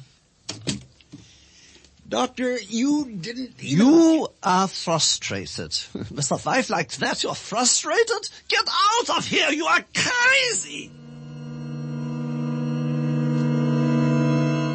Oh, quite a fiasco. You know, I thought maybe I was crazy. Crazy anyway to pay $50 an hour to be told I was. I just gave up. Went along as best I could. Then she did something else. And I decided to have it out with her once and for all. That night, I came home, washed up, went into the kitchen. Listen, Evie, I have to talk to you seriously. Oh, good. But not now, darling. I'm fixing dinner. Escargot or bourguignon? Who wants fancy schmancy? Can't we ever just have hot dogs? You're overweight as it is, honey. But now, look here. I know, dear. You're being considerate. You're trying to save me work, but I enjoy doing it. For you. I am not being considerate. I'm trying to talk to you. Evie, I'm not a baby. I'm not your child. I'm your husband. Of course you are, dear. What a silly thing to say. Well, you treat me like a child. You embarrass me. Oh, I would never do that. I know you don't mean to, but you just don't seem to realize how humiliating. Hand me that big spoon, will you, darling? You want a little taste now? No, I don't want a little taste now. I want you to listen to me. Evie, I'm begging you. I'm pleading with you. I'm pleading for us. I am about at the end of my rope. Now you've got to listen to me. I'm listening, dear. I wouldn't humiliate you for the world. Well, you do it all the time, and you did it again this afternoon when you brought my galoshes to the office. But it was raining. Drizzling.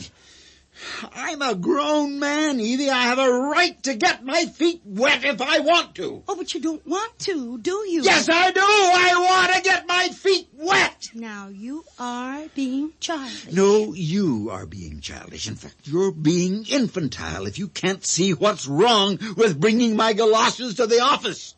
If you can't or won't see that, you're hopeless. You're hopeless, and I can't take it anymore. I'm leaving. Dinner will be ready in 5 minutes. Well, enjoy it. I'm going out for a hamburger with French fried onions, and then I'm going to a hotel for the night. And in the morning, I'm going to see a divorce lawyer. If you're really running away from home, you'd better have dinner first. Goodbye, evil!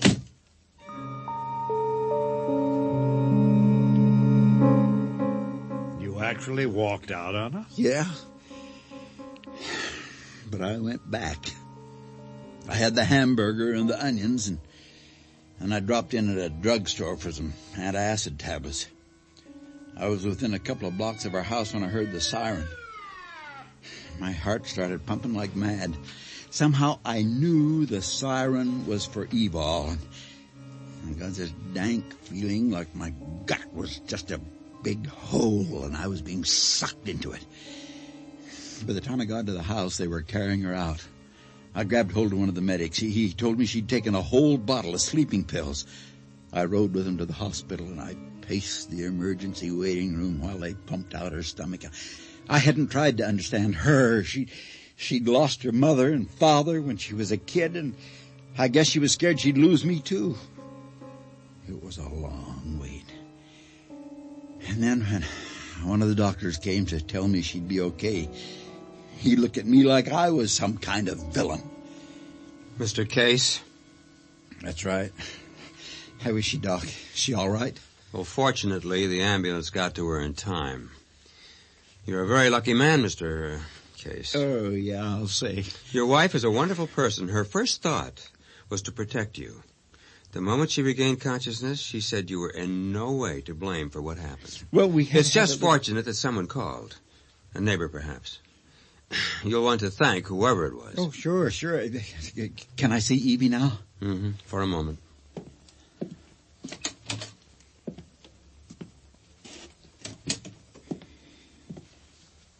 Hi, Evie. I'm sorry, Lud. You're sorry. It's all my fault. No. It's mine. You were right. And I promise you I'll try. I'll try not to love you so much.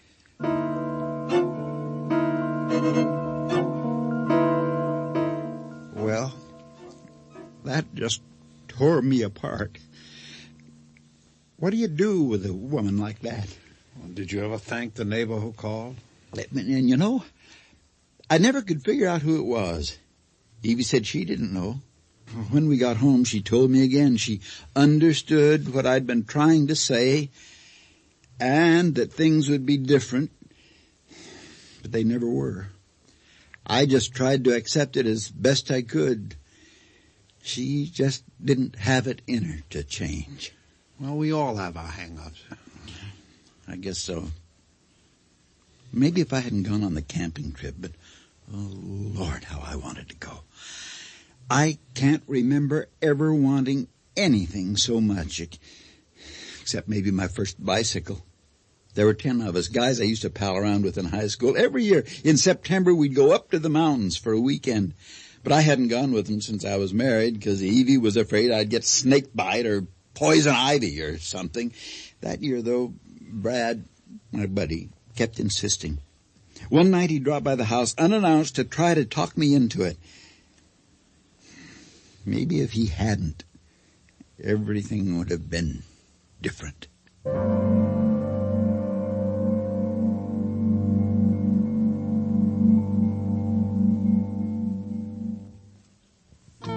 Here's a message from your Kidney Foundation. Have you ever stood in line, my friend? Not for hours, but for years on end. Not waiting for a ticket for a show you want to see, but just for the chance to live life normally. Waiting for the gift of life. Pass it on, pass it on. Give the gift of life. Pass it on, pass it on. Somewhere someone depends on you. You can give the gift of life and help someone who depends on you by becoming an organ donor. You can sign a special line on your driver's license or get an organ donor card from your kidney foundation. A moment to sign could mean a lifetime to others. Remember, we're talking about life. Pass it on, pass it on. Give the gift of life. Pass it on, pass it on. Somewhere someone depends on you.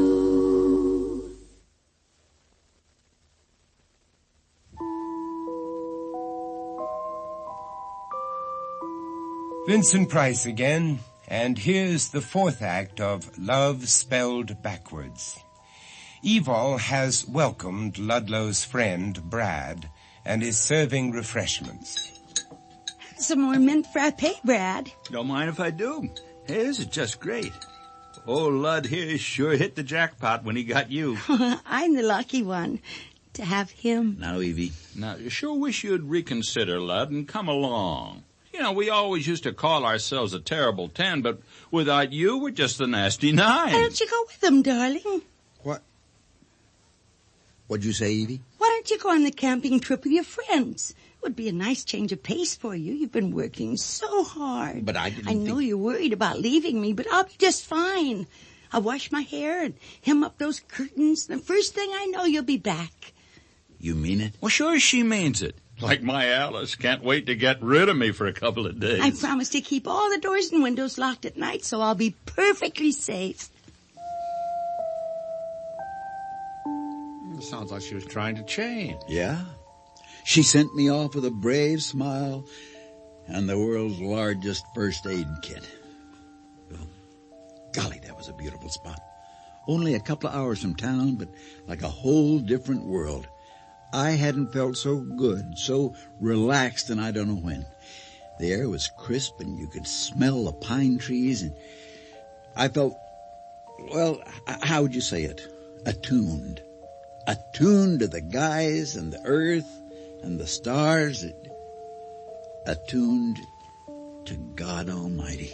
That sounds great. We were sitting around the fire that first night singing and laughing and telling jokes. Okay, guys. Okay, therapy time. Our annual Tell Your Pals What's Bugging You session. Now, here's where the terrible 10 let it all hang out. Come on, Lud, you go first. It's only fair seeing you missed so many. Well, I'm sorry to disappoint you fellas, but right now, nothing's bothering me. Right now, I'm the happiest guy in the whole world. Hey, what do you mean coming up here happy and making us all look bad? Well, I got something to gripe about. My boss. You want to hear what he did to me? Don't answer that, guy. Well, he brings his punk kid in, tells me I should teach him how to run the repair department. I tell him, you want your son to run the repair department? That's fine, but count me out. I tell him I'm not teaching nobody how to put me out of work. Hey, attaboy, Fred. So the boss, he says, hey, wait a minute. He's not putting me out of work. He doesn't really want Junior to run the place. He just wants him to think he's running it. Seems a kid can't hold a job, and the boss figured it's because he's got no confidence. Well, I'm about to enlighten him that what the kid really hasn't got is brains. But the boss gets real chummy, takes me out for a drink, and asks me to please as a special favor to help him out. He sure knows the way to your heart, old buddy. So now I got this nitwit on my hands, and with everything else I have to do, I got to keep an eye on him so as he doesn't get some car's wiring all fouled up and maybe kill somebody. Well, fellas, what do you think of that? You got trouble, all right. Hey, look out. There's a car coming right at us. Turn, get out of here. What the hell? Hey, the jet. Holy mackerel, what a driver. Who the hell is it? Looks like my car. My God, it is my car. Evie, is that you? What are you doing here? What's the matter? What's wrong? Ludlow! Evie, come on, get out of the car. You all right? Oh, dear. Did I hurt anything? Just totaled our tent, that's all. Besides scaring the pants off us. Oh, I'm I'm sorry. Edie, what is it? Is it my dad? Did he have another attack? No, dear. Your daddy's okay. And if we weren't, I wouldn't come up here and ruin your weekend by telling you. Well, what happened? Can you put the tent back up, boys? Will it be all right? Well, we'll try. But don't worry, it'll be okay. God's sake, are you going to tell me what you're doing here? Oh, I just came to bring you something you forgot. What did I forget? It's all right, dear. I brought them. Here. You know you have to take your vitamins.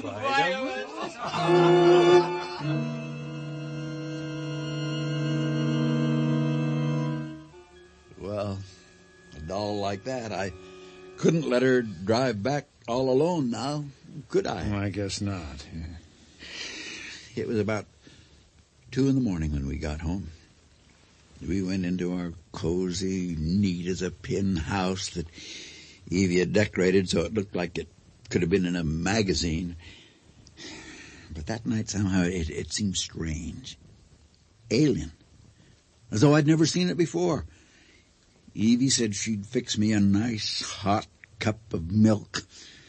Then she came over, raised her lips for a kiss. I don't remember doing it. I don't remember my hands at her throat or her body going limp. I don't remember anything except a kind of wondrous sense of freedom.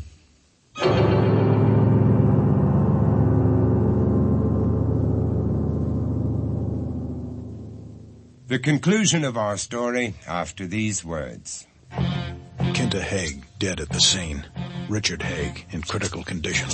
Jane Holly found dead in a laundromat. 23 victims, men, women, and children, all strangers picked at random for execution. This was the holy mission of the Death Angels cult. John Doe male, kidnapped, murdered, still unidentified. This was 179 days of terror no American city had ever known before. The police named it Zebra. Zebra. The hour-by-hour account of the murder spree that stunned the nation. Now a Berkeley paperback. A gripping, pounding narrative, says Time magazine. Zebra by Clark Howard. The bloodiest true crime story of all. As riveting as Helter Skelter and In Cold Blood. Terry White, wounded at a bus stop. Vincent Rowland, murdered on his 69th birthday. Zebra, a Berkeley paperback bestseller. Neil Moynihan, shot while taking a teddy bear.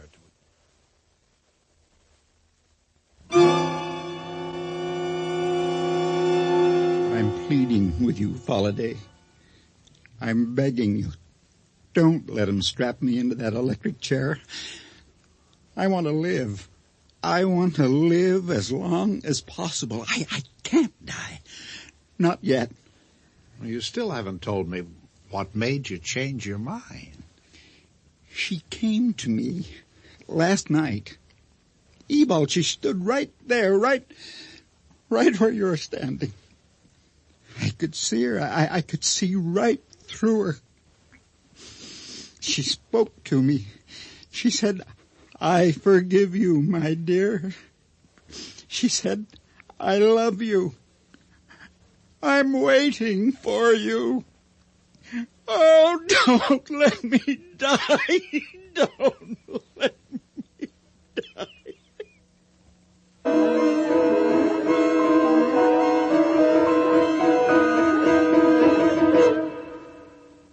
What's in a name? Well, it takes a lot of fine names to make Sears names stand for quality. Names you've always counted on, like Kenmore, Craftsman, Easy Living, and Die Hard. Names that kids and moms cheer, like Winnie the Pooh and Toughskins. Names that are a part of your life today, like Permapress, Klingalon, and Winter 2. And, of course, there's Sears' best products in everything from T-shirts to tractors. What's in a name? Well, it takes a lot of truly dependable names to make our name. Sears, Roebuck and Company. It's Athletes versus MS. Meet golf champion Lee Trevino. One day you're a happy guy like me, Lee Trevino, walking around swinging your clubs, and out of the blue, you get struck down by multiple sclerosis, the great crippler of young adults. Right now there's no cure for MS, but there's hope through research. 500,000 victims of MS and related disorders may be invalids, one way or the other, all their lives.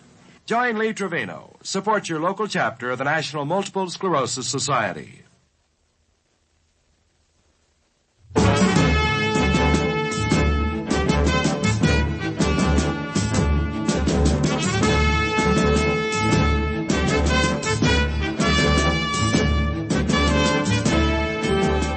The Mutual Radio Theater is brought to you 5 nights a week at this time.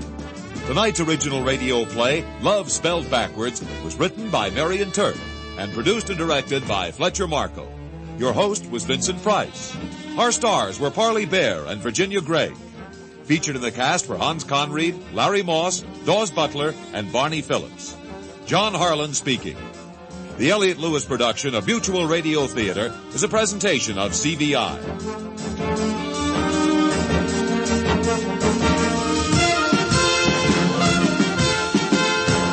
Mutual Radio Theater has been brought to you in part by Sears, a name that means quality and value, a name that you can count on for service and dependability. Sears, where America shops for value. This is Cicely Tyson, inviting you to join us tomorrow at this time for another story about love, the most unpredictable of human emotions.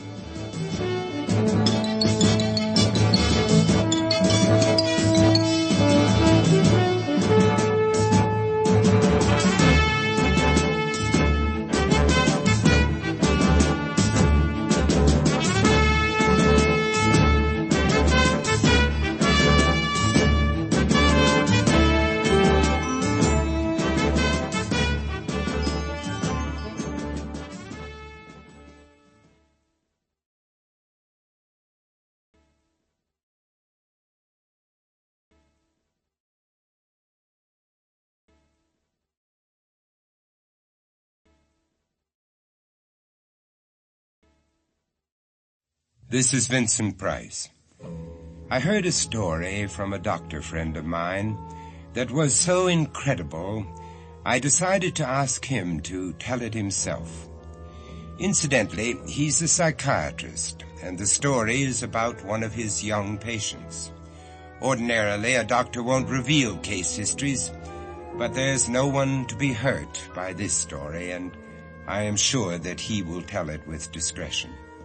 As a matter of fact, I promised I wouldn't reveal his identity, so I've decided to call him Elihu Stone. If there are any Dr. Elihu Stones around, I assure you my choice of a name is purely coincidental.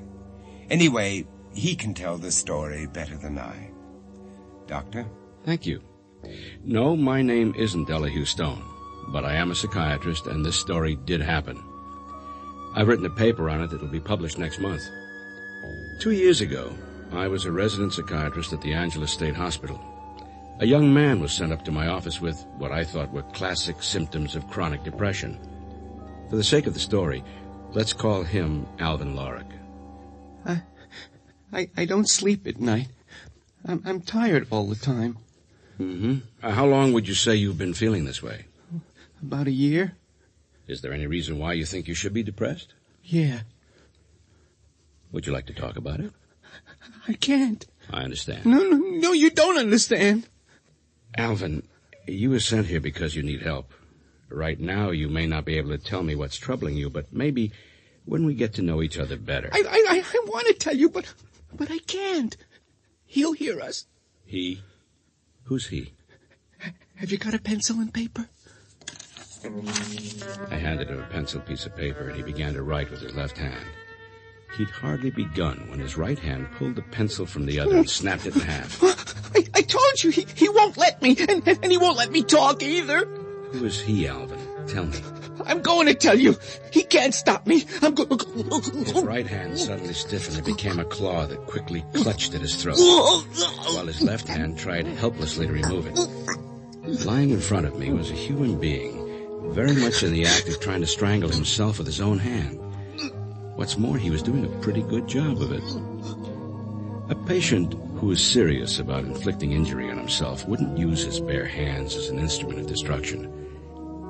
I decided not to interfere with his charade, since I doubted that he could injure himself seriously. I watched him as he lay writhing on the floor. Suddenly, he lay motionless, His hands fell limp beside his body, and his breathing almost stopped. Red marks appeared on either side of his neck, and his eyelids flickered lightly. Whether or not he was in a true state of unconsciousness, I couldn't immediately determine. I picked up the two halves of the pencil he broke in the paper beside it. Before he had stopped himself, he'd written the letter I, and then K-I-L. The last letter trailed jaggedly off the end of the paper. I kill. Someone in that young man's body was trying to tell me something. And that's only the beginning of our story.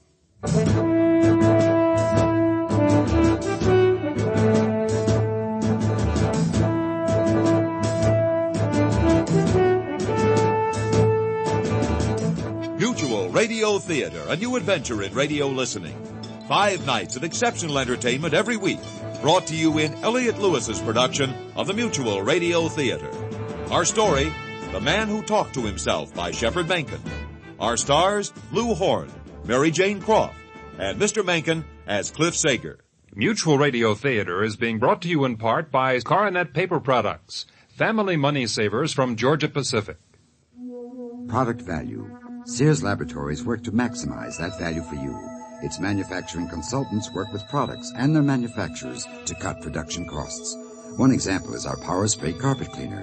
Its plastic parts require molds to form them. Molds are expensive, especially certain designs, so our manufacturing consultants recommended designs that cut mold costs. End result, a better value for you. Sears Laboratories. One reason Sears is where America shops for value. Here's Rosemary Clooney for Coronet. Extra value is what you get when you buy Coronet. Yes, there's something extra today from Coronet Paper Products. New Coronet Hometown Sweepstakes with valuable prizes for you and $10,000 for a worthy community project. Details at your supermarket. Enter as often as you like by March 31st, 1981. And remember, extra value is what you get when you buy Coronet. Sweepstakes void where prohibited by law. No purchase necessary.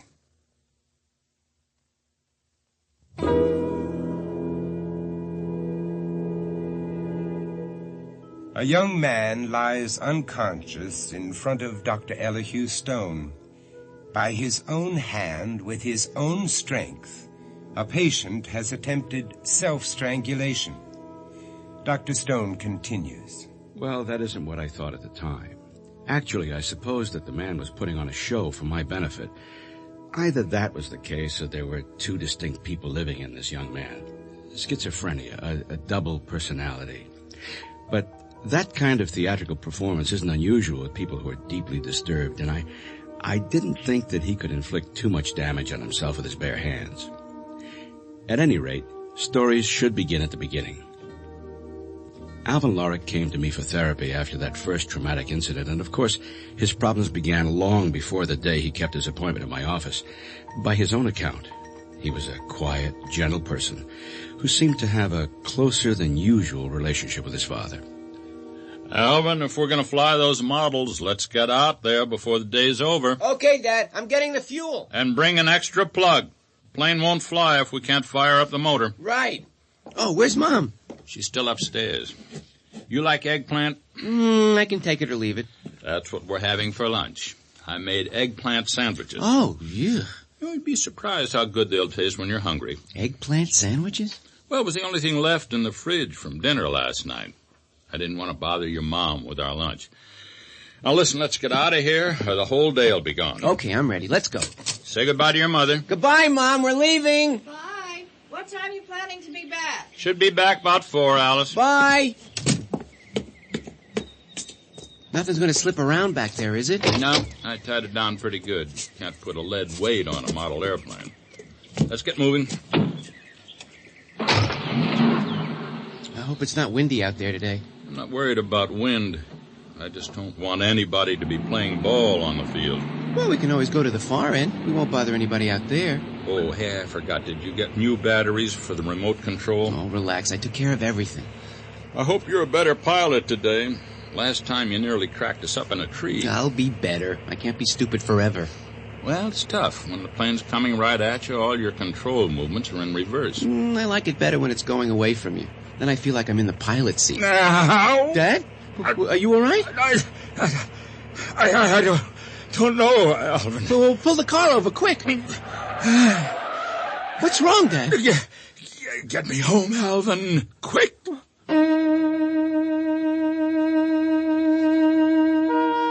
It was a surprise to everyone. Charles Lorick, Alvin's father, had suffered a heart attack. He had no previous symptoms of any coronary trouble, but according to Alvin, was the kind of person who didn't believe in going to doctors, even for a periodic checkup. Alvin got his father home. They hadn't driven very far, and he called the paramedics, who made arrangements immediately to have him transferred to a hospital, from which he was discharged some 3 weeks later. It was a frightening experience, but at least now Charles Lorick knew about his problem and was determined to take care of himself. Want another cup? No, I don't know what's in this stuff, but it sure ain't coffee. Well, if you don't like it, drink milk. I would, except it has to be skim milk. Just be thankful you're alive. Have you had enough? Yeah, thanks. Well, I've made a decision you folks might be interested in. Oh, what's that? I'm taking in a partner. A partner? Does that mean you won't own the business anymore? No, not exactly, Alvin. Cliff Seeger, an old competitor of mine, retired from the machine tool business about 3 years ago. Couldn't stand the boredom, and he's been trying to get back in ever since. Of course, he got a pile of money for his old outfit, but they don't want him back in the organization now. So he's offered to buy into mine, and I think I'm going to take him in. Nobody knows machine tools like Cliff Seeger. Well, what'll that mean as far as what you take home every week? You mean money? Well, I think it'll be better for all of us. I don't know what made Cliff think he could retire at his age anyway. He's just over 45. He's got a lot of energy and good ideas. He was a formidable competitor, but I think he'll make a great ally. As far as money's concerned, we'll be a lot better off. Just the interest on what he's paying to buy in ought to keep you in furs indefinitely. Well, sounds like you should have done this a long time ago. Yeah, it sure does, doesn't it? You know, maybe this is the best thing that could have happened to me. If I take care of myself, I could live another 100 years. God forbid. What's the matter? You have any objections to my living a long life? No, it's just that you'll be spending a lot more time at home now. Oh, gee, Dad, that'll be terrific. It'll be fine, just as long as you keep out from underfoot. Between the two of you, it's all I can do to wipe up after you. Here, Alvin, help me take the dishes in the kitchen. We can't expect your father to be doing much around here anymore.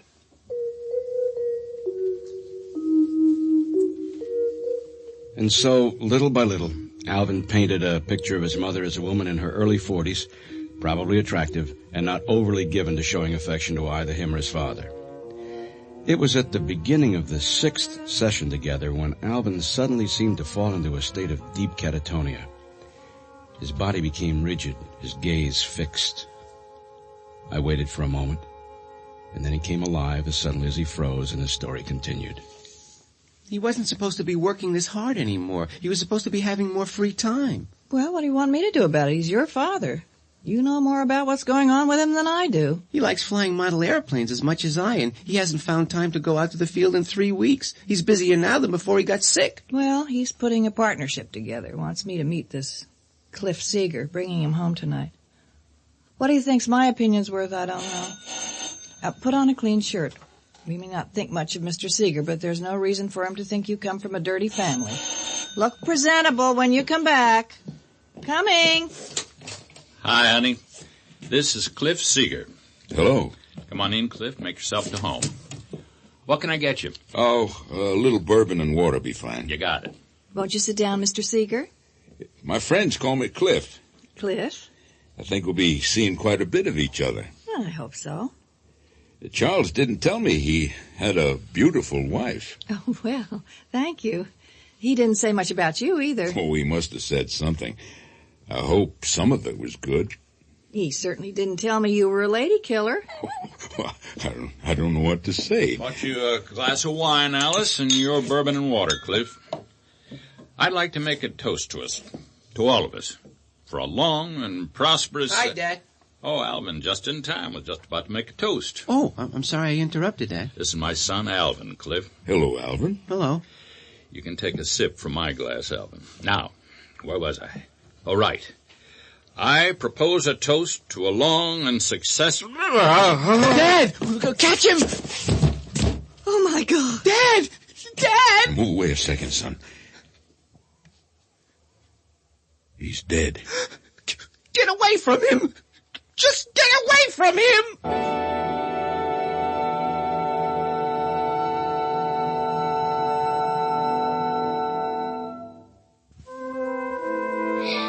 Salutes to this flag of the United States of America, to the republics of which it stands, one nation, under God, invisible, and justice for liberty and for all. One nation, under God, indivisible. It means the whole world is invisible. It means to God, because He's higher than us. He lives up in the sky, and we live down on earth. That's why it's one nation under God. With liberty and justice for all. I know what liberty means. Yeah, I know what that means.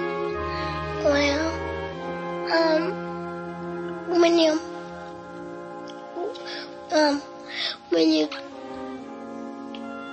I forget. From the Freedom's Foundation at Valley Forge.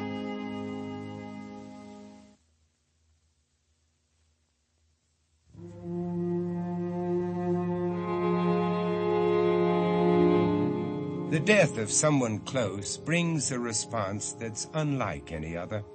Aside from our own agony and longing, there's a tendency to remember the last days of the deceased and feel sorrow for his torment.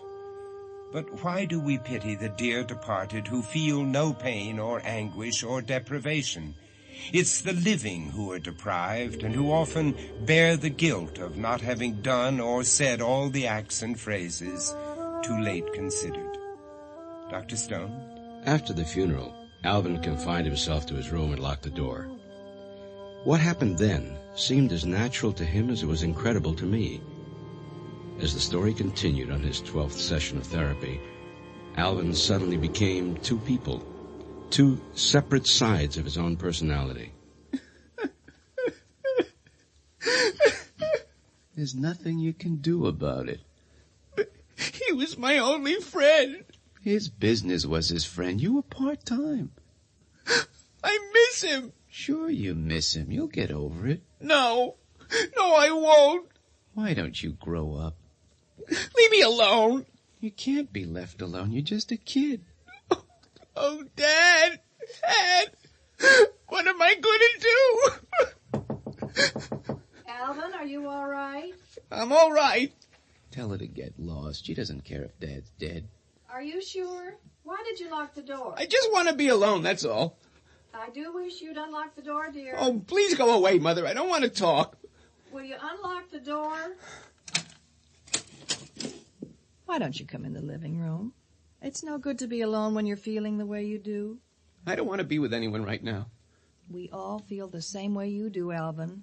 Come on in the living room and be with the family. How can you say you feel the way I do? You're a fine one to say that. Ever since I can remember, you wanted to be away from us. When was the last time we ever did anything together? You have no right to talk to me that way, Alvin. Not now. I don't want to talk to you anyway. Just go out and leave me alone. You're going to hurt yourself. You're going to hurt yourself in a way that you won't be able to fix. I don't want to hear about it. I'm trying to tell you I'm sorry. I'm sorry for you, your pain. I want to be closer to you. You used to call me a chip off the old block. Is it that you don't feel that way anymore, Mother? Or maybe that the old block is dead and buried? The chip's become a splinter that sticks and hurts and wants getting rid of. Oh, Alvin, now just stop doing this to yourself. Please try to understand, if not me, then yourself. There were so many little cuts and stings you've long since forgotten. You can't remember them, Alvin, because time's erased them. In time, the tears for this grief won't come as easily, and finally they won't come at all. You'll forget the bad things. Believe me, you'll forget. I'll never forget. You better know that. I couldn't mean any more to you than he did, so don't give me any more of your sympathy. You go back in the living room and tell all my dear relatives that I died too, and that they can take back their cakes and fruit and well wishes and get the hell out of this house. I don't want their mourning, and I don't want their happy medicine. He was my father, and he was my friend, and I am not forgetting. Not ever.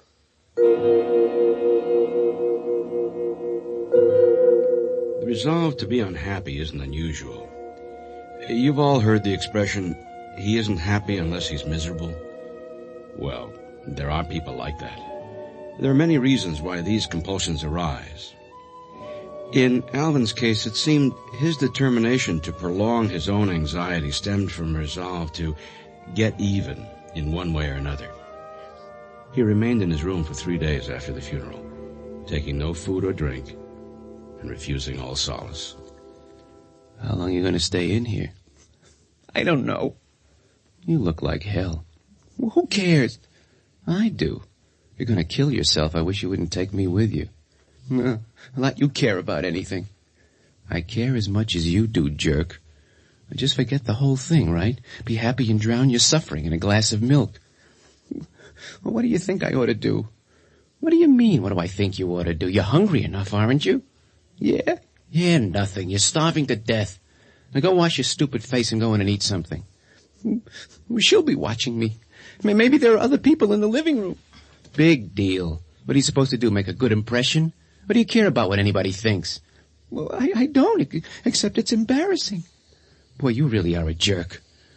They're the ones who ought to be embarrassed. They never came over when Dad was alive. Yeah, you're right, you know. Those people don't mean anything to me. I'm telling you. They just came over to see some misery. People eat that stuff up. If you're smart, you won't give them the satisfaction. Let them think you got over the whole thing. And if you're going to get even with someone, you don't show them you're weak.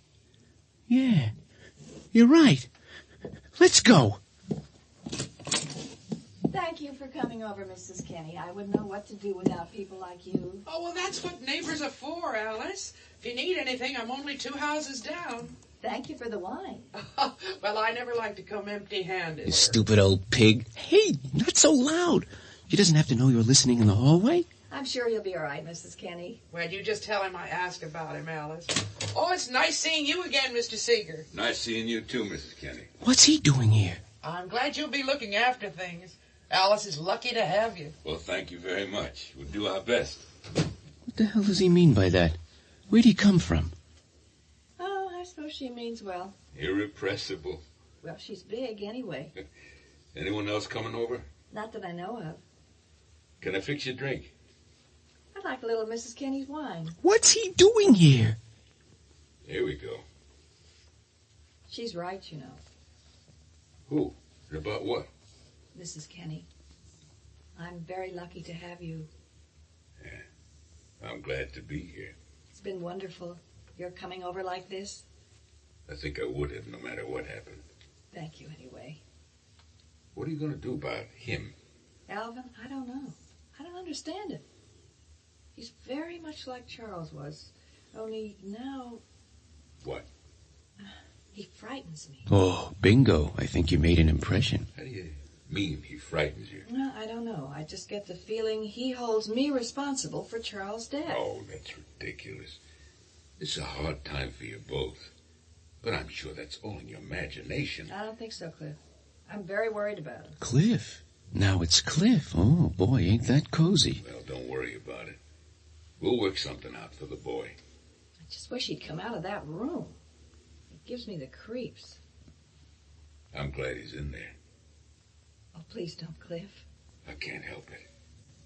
I wanted you the minute I saw you. I'll kill him. Keep cool, man. Don't act like a damn kid.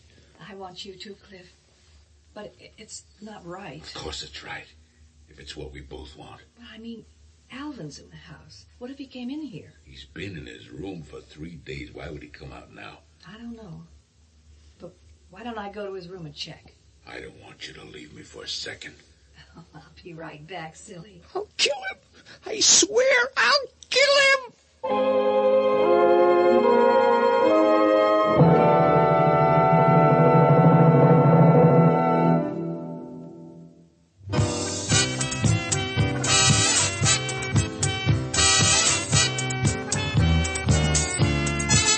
Hi, this is Johnny Mathis. You know, in my over 20 years in the music business, I've had a lot of hits. But I know of one service organization that has been making hits all over the world for over 40 years.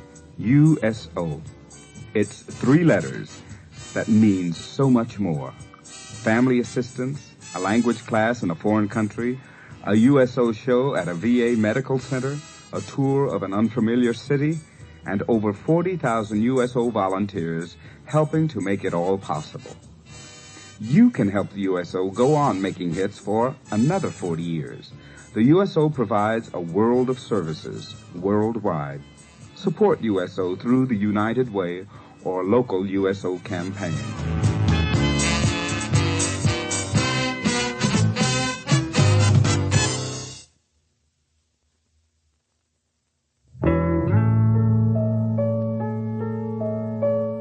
At one time or another, we've all made amateur attempts at psychoanalysis. We've heard ourselves tell people it's all in your mind, or you gotta get your head on straight, and probably the most popular, he's got an inferiority complex. But our ideas about people's mental states are guesses for the most part.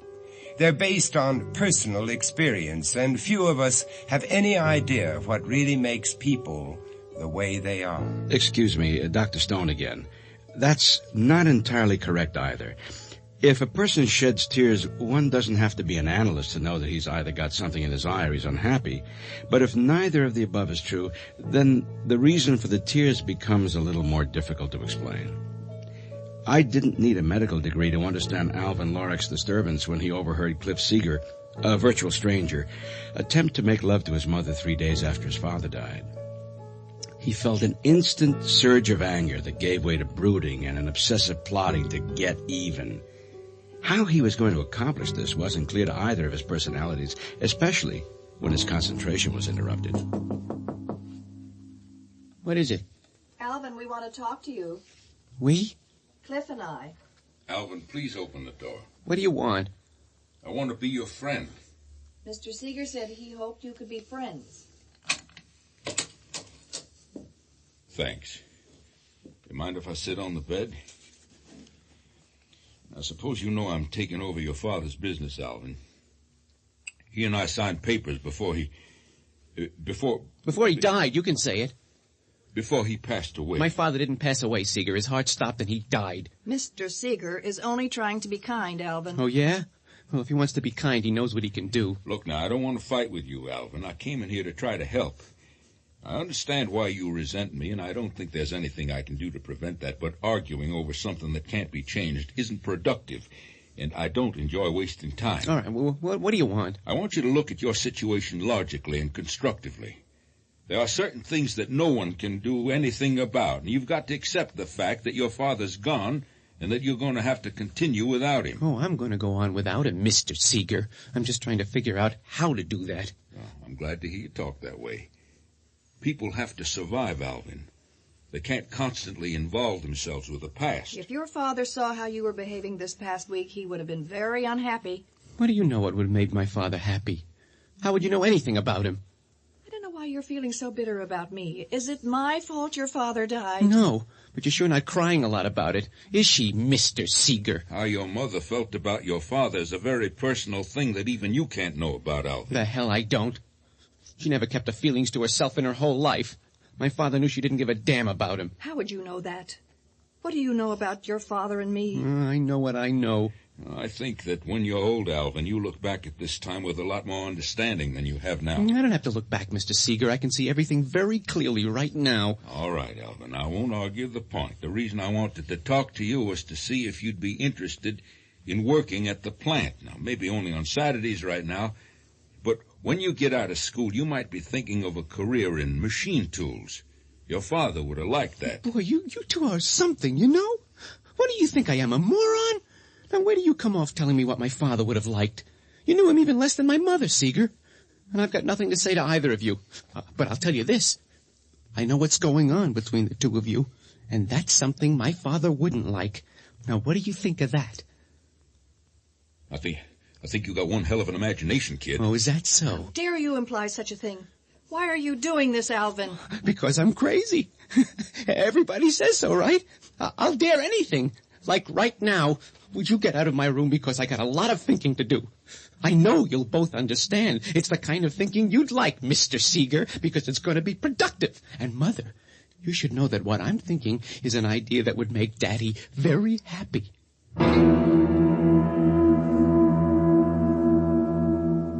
Not too bright. Not too bright. Oh, you're smart. You really are, you know. You always come in when it's all over. I keep hoping you'll be able to handle things. I can't help it. I get excited. Yeah, well, learn to control yourself. Anyone can take a look at you and read guilty all over your face. Okay, so I gotta learn to be calm. Well, you haven't got much time to do it. Will you get off my back? No, I won't. Because if you blow everything, I get my butt roasted. Oh, come on, give me a break. How do you like that, Seeger? He's going to give you a job in your own business. Well, it is yours. Dad would have wanted you to have it. I hate him. And your mother. How dare you imply she's fooling around with Cliffy, baby? I've got to get rid of them. What do you think they're talking about out there? I don't know. Why don't we get to where we can hear them? And try to control yourself. Now, quiet now. You're making more noise than I am. I tell you, he knows something. He's guessing, I tell you. How could he know anything? He hasn't been out of that room in 2 weeks. I just feel it. He knows. Even if he has no proof, he knows. His father's in him. He just knows intuitively. Oh, you're not being rational. Whether I am or not isn't important. I don't think we ought to be seeing each other in this house. All right. If it'll make you more comfortable, I won't come here for a while. Just until... Shh. Alvin? Alvin, is that you? Yes, it is, Mother. How long have you been standing there in the hall? Now listen, Alvin, you don't have to come to any wrong conclusions. All right, so your mother and I have been seeing each other, but I promise you nothing serious is going on. Alvin, Cliff is my friend. He's your friend, too. If you weren't so blind, you'd see that. He only wants to help us, and we need help. Stop looking at me that way. You're just like your father when you look at me that way. For heaven's sake, say something, Charles. Oh, my God. Alice, stop it. Stop it this minute. It's him, Cliff. It's Charles. That's not Alvin standing there. Stop it, Alice. Of course it's Alvin. Of course it is, Mommy. I just look like Daddy. Daddy's dead. I'm your little boy, Alvin.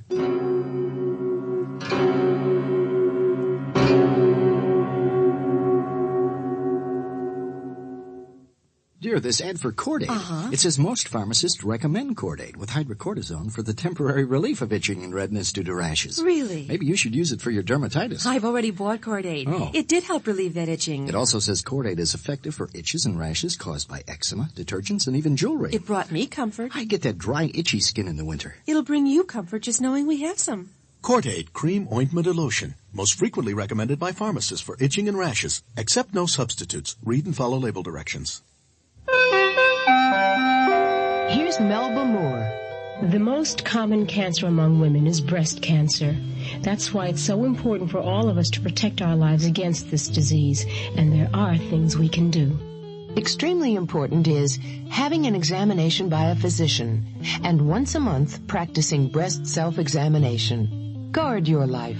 And to help conquer cancer, give generously when your American Cancer Society volunteer calls.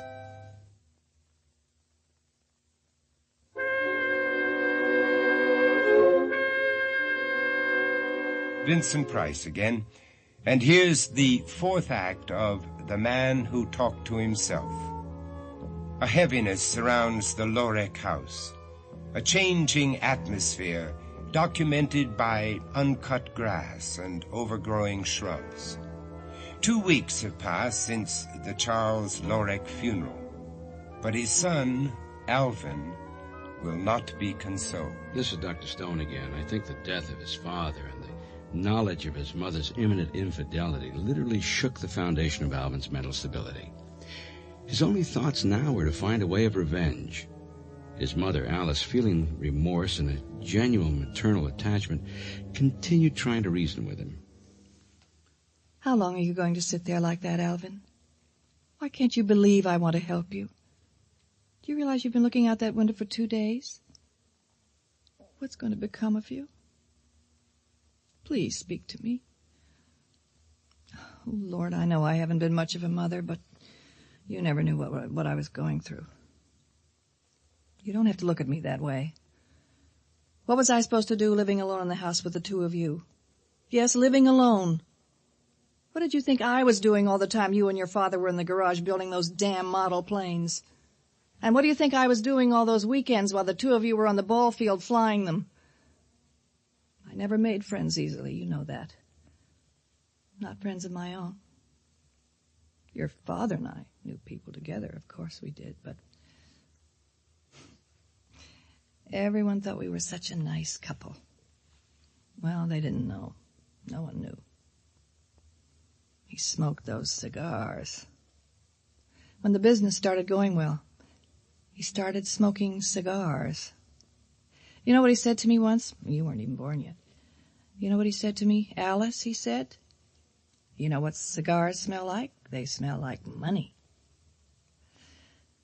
But the house smelled like cigars, and he smelled like cigars, and my bed smelled like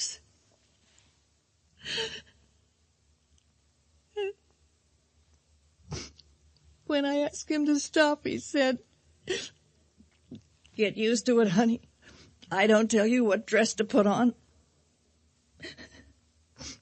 And then there were his out-of-town conventions for 10 days at a time without so much as a phone call to find out how I was. Oh, thank heaven you're a man, Alvin. You'll never know what it means to have someone force his attentions on you. When you were born, he gave you everything he might have given me. I never knew the love and kindness you got from him. One night, he bent over to kiss you, and the ash from his cigar fell on your face. It was hardly a burn at all, because he brushed it off right away. But it was enough to make you cry. He never smoked after that. Threw out an entire box of hand-rolled Cuban cigars. Lord knows where he got them. But he paid enough for them. Just threw them out.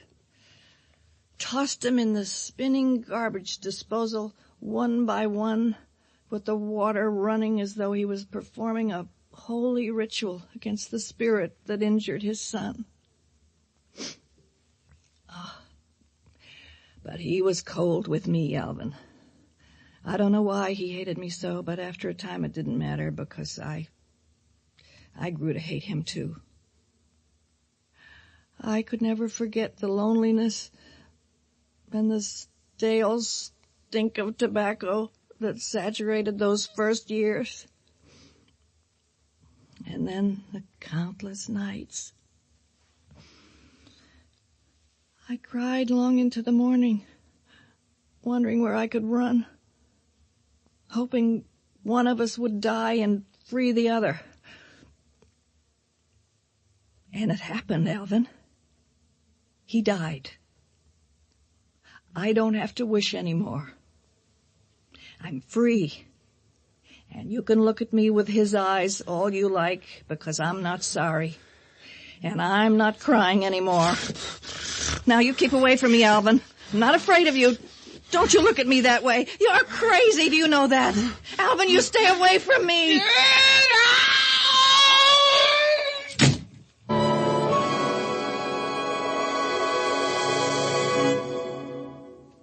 Okay. You know what you've got to do. So I do it. And then what? Seeger's got all the papers to the business. Well, that doesn't seem like much of a problem. Two can die as cheaply as one. Then it's all yours. But how do I do it? I don't want to get caught. We'll figure something out, Alvin. We won't get you into trouble. After all, if you get caught, so do I. I wouldn't like that at all. You got to figure a way so I won't be near him when it happens. Naturally. In the car, they'd be together. Two birds with one stone, as far away as possible. But how can we be in control and not be there? Control? Control, of course. Model airplane controls. Do it by radio control. Right. Oh, boy, you're not as dumb as you look. We can do it from the bedroom window and watch it all happen. Beautiful. But what can we use for an explosive? How about gasoline? No, not the tank, but how about one of those plastic bags that seal up like a zipper? That would work. We could put it under the front seat. How are we going to blow it up? The model airplane remote unit. If the rudder control broke the bag of gasoline, the elevator control could set off a photo flash bulb. Break the glass away from the bulb so the flash is out in the open, and... Right! Goodbye, Mother dear. Goodbye, Cliff, darling.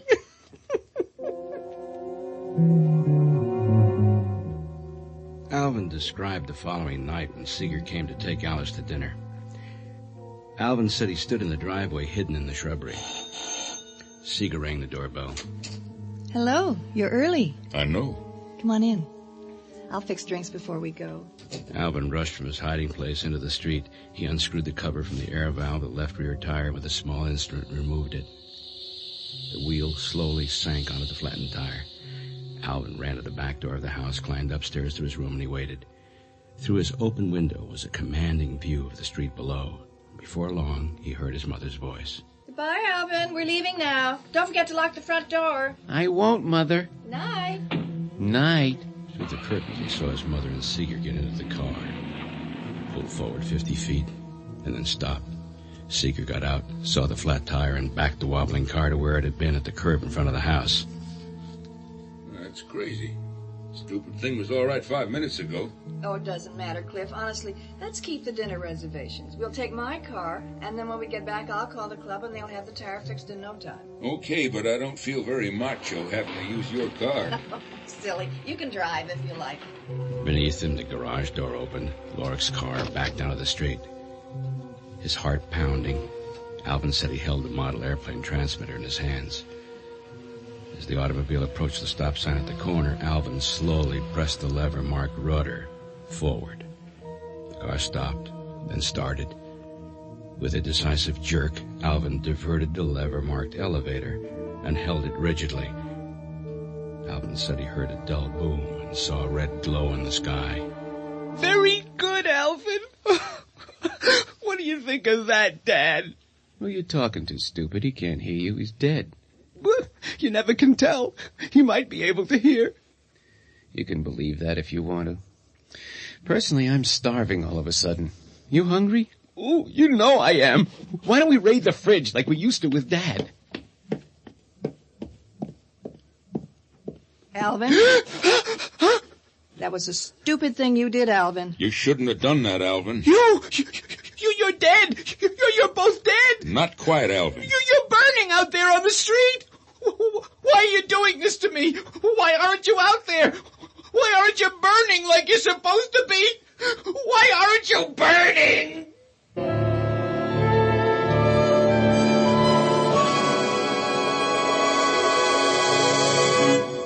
The conclusion of our story after these words. Ever wonder what a family's for? Families are for love. For talking with each other, sharing things you feel proud of. Hey, this is Bob Hope. I've traveled all over the globe, and I just want to say that families are what makes America great. All kinds of families, from all kinds of lands. America's strength comes from the strength of its families. That's why I think it's important for all of us to right now find out what makes our families so special. In good times or bad, the family is always there for support. We may not all talk the same language, even among kids and adults, but the language you all understand is love. Like the song says, love is a family affair.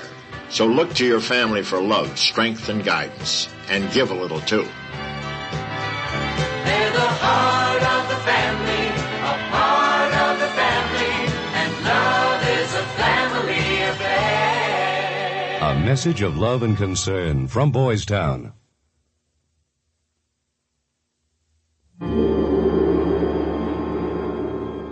The amazing fact in cases of double personality is that patients are actually able to see the results of what they've prepared without it ever happening.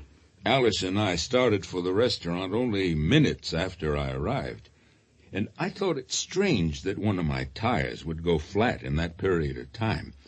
But we changed cars anyway. Just before I got into Alice's car, though, and purely by luck, I noticed a small silver wire, an antenna, on the right rear fender. I didn't know what it was. So I took a closer look, and I found a tiny wire leading from it into the car and under the driver's seat. He'd put one of his radio control machines and a bag of gasoline under the seat. He was going to burn us alive. It's all right, Alice. He's in good hands now. Alvin's been sick for a long time, but he's going to be all right, isn't he, Doctor? Well, I have to be honest with you, Mr. Seeger. I don't know. When will I be able to see him? I'm afraid that won't be possible for a long time. You see, he really believes he killed you. The shock of seeing you once again would only set us back.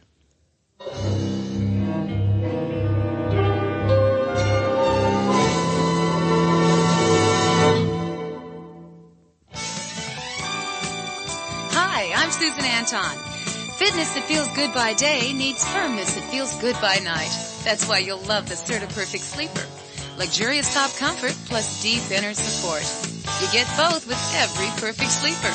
So remember, be a perfect sleeper. Buy a perfect sleeper, perfect sleeper. Buy Serta. It's a healthy investment in yourself. This is Nanette Fabre. To millions of deaf and hard-of-hearing Americans, television is often nothing more than silent pictures. But now, many TV shows have captions visible on specially equipped TV sets. To learn more about caption programming, write Captions, Box 23299, Washington, D.C. 20024, or call toll-free 800-336-3444.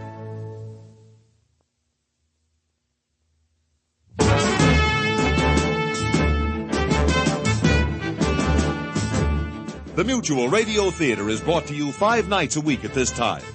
Tonight's original radio play, The Man Who Talked to Himself, was written by Shepard Menken and produced and directed by Elliott Lewis. Your host was Vincent Price.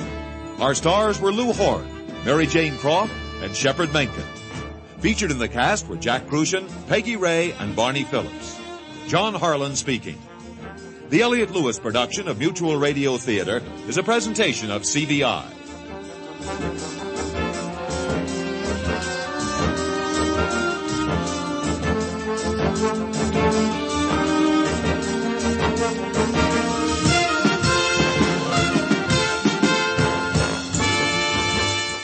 This is Cicely Tyson. Join us again tomorrow at this time for another portrait of people in love and sometimes in trouble.